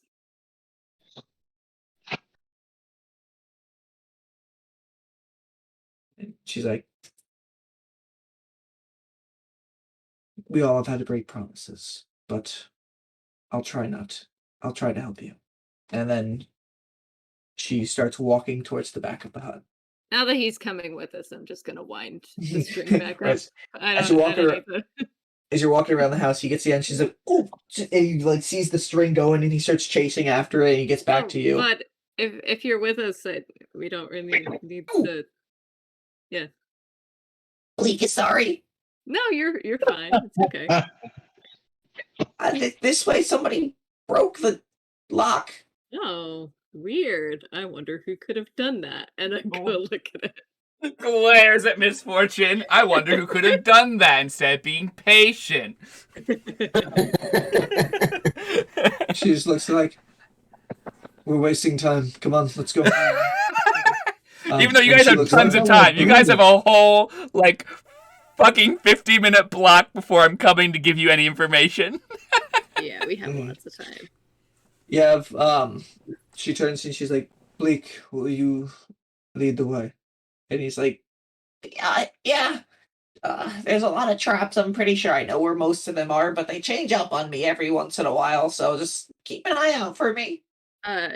Does Misfortune have any way that we could lock the door? Or like, is there like maybe like a garden hoe or something that we could stick in between the handles of the door or something just to lock it from the inside? Something like that. So you get to the door portion again. Yeah. She takes the broken lock itself. The chains are all gone because she just shattered them, but the lock itself just broke into piece. And you ask her this, she grabs it, and you can see, just puts her hand on the actual lock, and then the lock's back together. Okay. He knows mending. I don't have like a chain or anything, do I? I don't think so. You Check have your regular inventory. rope. I don't think I have. I don't have my 50 feet of hempen rope on me at a party, Conlon. I don't fucking know. You might be ready to hang someone. I don't know. So, we can lock it from this side, but we should watch our back. All right. Yeah. Yeah. I guess maybe there's a way we can lock it from the inside. We'll figure it out. Mhm. All right. So, as you guys are walking down this hall, Bleak is walking pretty slowly, and you can see he pulled out from a section like a little candle, and he just he lights the candle really quickly, giving a little bit of light down the hall. Yeah. It's like, Bleak will show you the way, and starts walking down the hall slowly. You can see as he's walking, he like constantly is looking around, like he's trying to analyze things a little bit. Mhm. And then about 2 minutes go by, and he like puts his hand out, and like, Bleak recognizes this one, and he like gets down, he puts the candle down on the ground, and like looks, and you can see a very thin tripwire on the ground, and it's like, it's just down here. We can step over.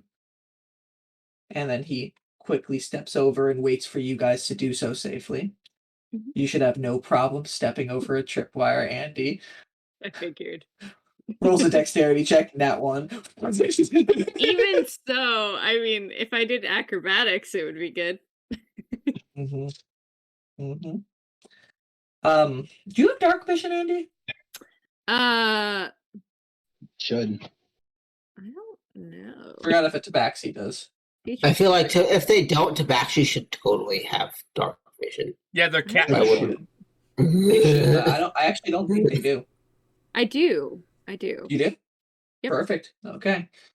And then about another minute or so passes by, and you can see down on your left-hand side, there's a door. And Bleak runs up to it a little bit. The handle's a little above him. He just scans it. This isn't the one. Might be different every time. Come. And he goes further down the hall. This you do see a lot of scratches on the door itself all around. Do But then- they look like animal scratches? Like, Rolling an insight check. not great. That's like I'm doing bad at math today. 13? Math. 13. That is Um, high, guys. You can tell that it doesn't look like there is any animal you recognize that would have made the scratch marks. Hmm. What about some non-animals? So not like an animal I could think of, but like, does it look like a person could have made it, or is it just like weird, wild scratches? It's just some It's guy really named... it definitely is some sort of 4 to 5 claws, but Mhm. there's almost like a scorch to it a little bit. Fire claw, got it. Cool. The claw. That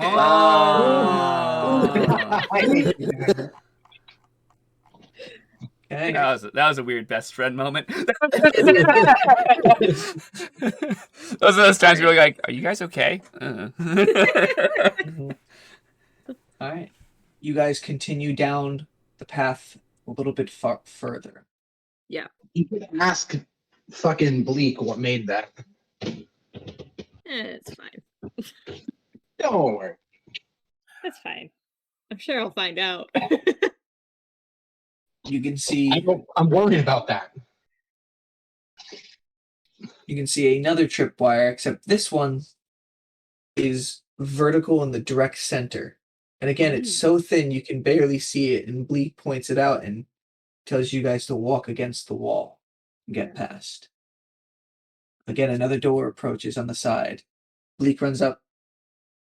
No, still not this one. Oh man, it sounds like you guys got to It's walk something- all the way back and then grab us and then walk all the way down. You can then tell, again, goes on for about, I'd say, 10, I'd say about 10 minutes of going through. A couple more doors, several more tripwires, other weird markings on the doors.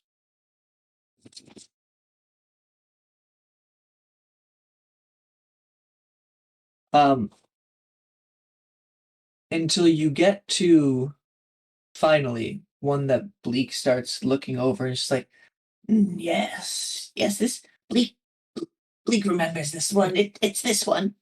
And you still have his keys, so he like Yeah. goes out in your direction to like for the keys. He grabs it I'll give it to him.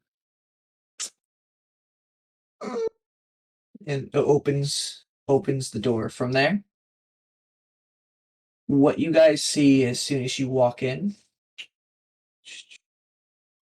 Bleak leading the way first, is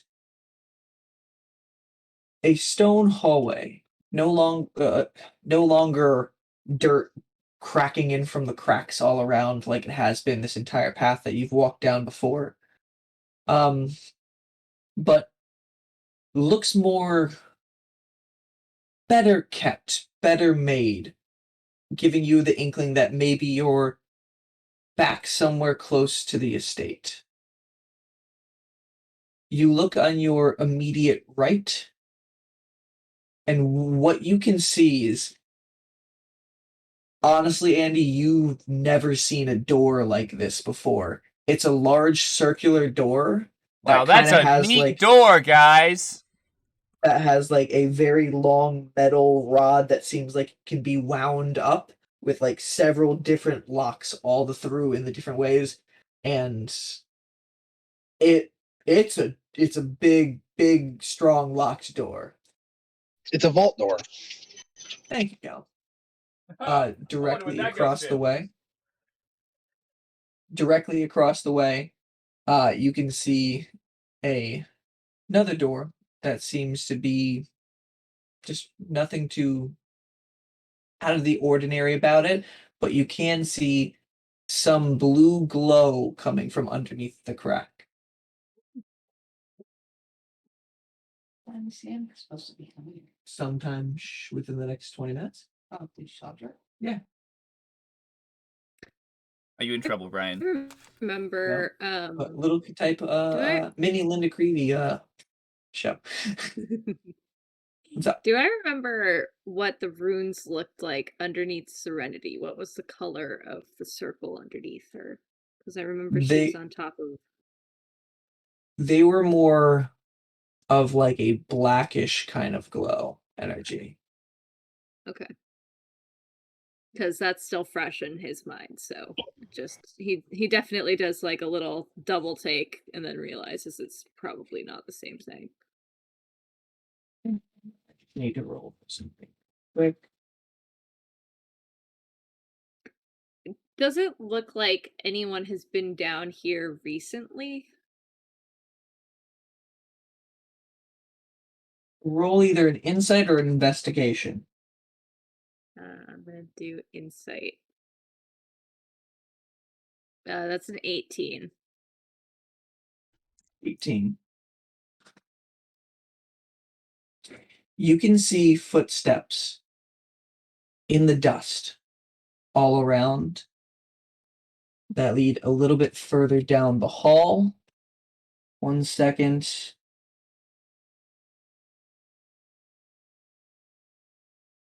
And you can see it leads down to what's dark vision for you? 60 feet? Mhm. About 50 feet down through your vision, down a 10-foot corridor hallway, 15 feet roughly. You can see a staircase that leads down. And it looks like a bunch of the steps go there. There's one set of footsteps that seem not as recent, but you can see apparent coming from that door with the blue glow and going in the same direction. The majority of them come from the big vault door. All right. Um, I'm gonna kind of like nudge Misfortune and just point out the tracks on the ground. and she gets down and kneels down and she finger through the dust and she's like, survival check.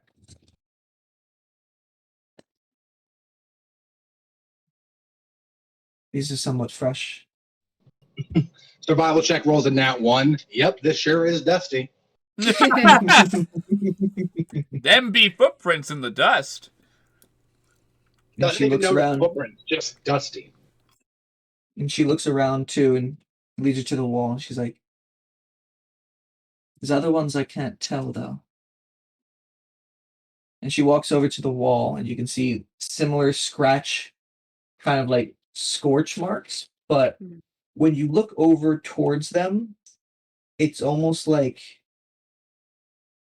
the walls in those spots are kind of wet to a degree, but it's still warm with a scorch mark on it. She's like, "Bleak, yes. Does anything roam these halls?" Well, that's ominous. Fucking drama queen. There are some creatures Bleak avoids. Annie, what's your passive perception? 17.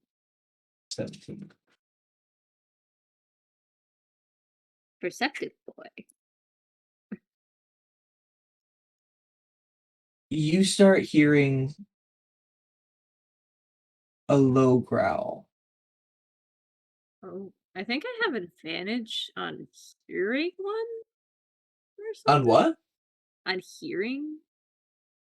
Am I crazy? I feel like I don't know. I'm really good at What hearing matter? This is things. a passive thing. Yeah, it's fine. Well, passive, if you have advantage on something passive, you add +5. If you have disadvantage on something passive, then you take away 5. No, I'm wrong. I saw something that said healing and I thought it said hearing. Haha. Gotcha.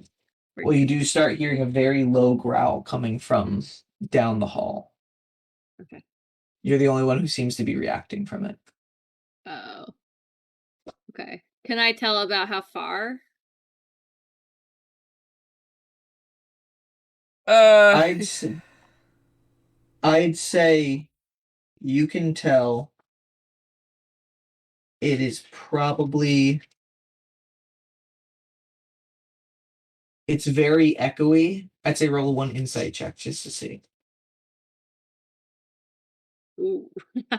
25. 25. I'm very good at insight. You can tell it's coming up the stairs Oh, a little beyond your vision. oh god. Okay. I I think first Andy's ear twitches in the direction, Mhm. does the little cat radial thing, Mhm. and then he's like, something's coming. And he says it really quietly. Misfortune stands up straight and pulls the rapier out real quick and Yeah. looks down the hall. And Bleak kind of like comes and hides right behind your leg. And up the staircase, you see almost like a misty fog cloud coming up. The ears come first, dripping in fur, really matted. And then you can see eyes, much like a wolf, but much larger, and its fur is steam just emanating off of it, This one of those... while also water just dripping a little bit down. And one more coming behind it, and they're looking in your direction. I just wave.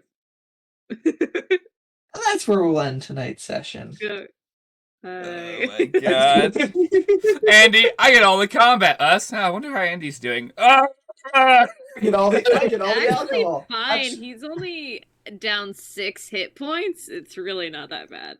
I want to have Delsin and Rainn, though, just roll a con saving throw for all the alcohol you're consuming this night. That's fair. Just one con save for all of it. We're You've doing only it been slowly. here for like an hour so So far. You've been doing it slowly enough. I should be fine, I believe. Yeah, 17. Okay. Oh Delsin, yeah, well I have a pretty good con, so that's 7. Yeah, also 17. 17. You guys We were aren't born tipsy. rich. What do you expect You from aren't us? drunk. You feel the slow creeping effect of having a few drinks, but nothing that impairs you yet. As you're walking through the party, as Andy's waving to a wolf, Delsin Martithas. Delsin Martithas, how you doing? So, Andy, another drink. Andy gets all the combat. Meanwhile, Delsin Marquez, yes, Delsin Marquez. Yeah, Whispering Andy, every the once in a people while, person, do we have is to keep down in doing the this? darkness, and Delsin, the shadow, is up in the light. It's very funny. Very role reversal. Well, next session, I'm sure it'll get a little interesting with a little bit of combat, exploration to find the cache itself, further exploration around the house from the Harbinger of Chaos himself and his band of NPCs to find the codes. And then Rainn and Delsin, what else can they find out about the party, the people going on? And is Delsin gonna become suspended soon? Yeah, I believe so. Also, I decided questions I want to ask later. So keep this in mind, Brian. I want you to think about this. I'm going to ask questions about what are the logistics of getting all the crap over here for this party? It must have taken tons of food and tons of equipment and people. Was there I anything else? imagine things come down the chains. I don't fucking like- know. I'm really trying to gauge was Serenity brought over? Because, like, I have a feeling if Serenity was brought over, she was brought over with others in a guarded crate. We'll have to see. And maybe one of you guys can Like, looking communicate for to the Brian ritual room. Maines. We're trying for you, buddy. Yeah, Brian Ray, Serenity's there. That's right. Ray I'm was like, definitely looking for the ritual room. I know, good. I don't know what the plan is there.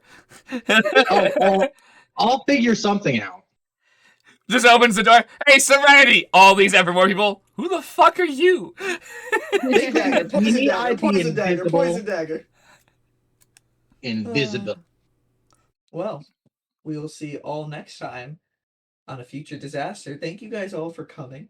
I know this was shorter than last time, but more got done, honestly, Yeah, with we got a lot exploration done. and things. We went Didn't pretty have late. Me fucking everything up. And we didn't Yeah. have a break because we did so many broken things that everybody just took their breaks during I'm other the only scenes. person who didn't get a pee break. Sorry, Brian, who's bud. been pissing himself this entire time. He gave up halfway through. I No, peed. he did a catheter before this, actually. I peed before the session. But I drank like Nobody wants 3 to- beers. I couldn't do that. nobody wants to hear about our pee. But what they do want to hear is we will be back for session 33 sometime in the coming weeks. Follow us on our socials to figure out when. And We might even do a disaster cast one day. That requires us to like logistically figure that out. We're bad about that recently because we all have had changes in life. it's fun. I'm way We'll less figure it busy, out. and everyone else is way more busy. So me is like, no one wants to do Conlon. disaster cast. What's Conlon, up? Yes, sir. You can always ask me to join you for Disaster Cast. I literally never sleep, and I am fairly free. Okay. Well, we'll communicate on that to potentially try and do one soon because we haven't done one in like 2 months. Okay, yeah, I'd love to be a part of that. Also, hot take: Vicky is totally MVP so far. Thank Yeah. you. Oh, absolutely. Rainn has done nothing useful because she's like, I have to work Yeah. the party. Thanks, guys. Yeah, it's just like, yeah, fuck Delsin Marquez. Yeah, that Delsin Marquez. Yeah, this week, yeah, Delsin. I'm sorry, but Delsin has to do this. I know it sucks because he wants to be in the action. But if Delsin just disappeared during the party, that's like he's the target of the party, there'd be even more questions and we'd get in trouble. Absolutely. Oh, being famous. Yeah, oh, it's No, just, but Funny mostly- because I think Andy is doing everything that I expected Seabreeze to be doing. yep. And so it's just kind of fun because it's like, oh, I didn't think I'd be down here. No, That that's was the thing. Seabreeze had his own agenda. Like, Yeah, he's that's not MVP at all. Delsin, sneak away for a bathroom break and see what you can do when you're not under Rainn's supervision. I implore Don't take a you. page out of Seabreeze's I book. will Just don't say, do it. you guys really were like, you should dress up as a maid and a guard. It's like if one of you is a guard, you could just walk around with them. Mhm. and I act know. like you're heading to the bathroom. I think the point is it raises zero suspicion, because then another guard Yeah. won't ask, where are you going with this person? Well, you could say, "Oh, she got lost. I'm bringing her back to the party." You know. I know. The thought was Easy. if you're both different types of help, they'll just go, oh, okay, you guys are going to your job, and you just know each other. Yeah, that's true. Well, thank you guys so much, and until the next disaster, good night. Bye. Bye. Okay, now I need to switch off. Fuck, I missed a step.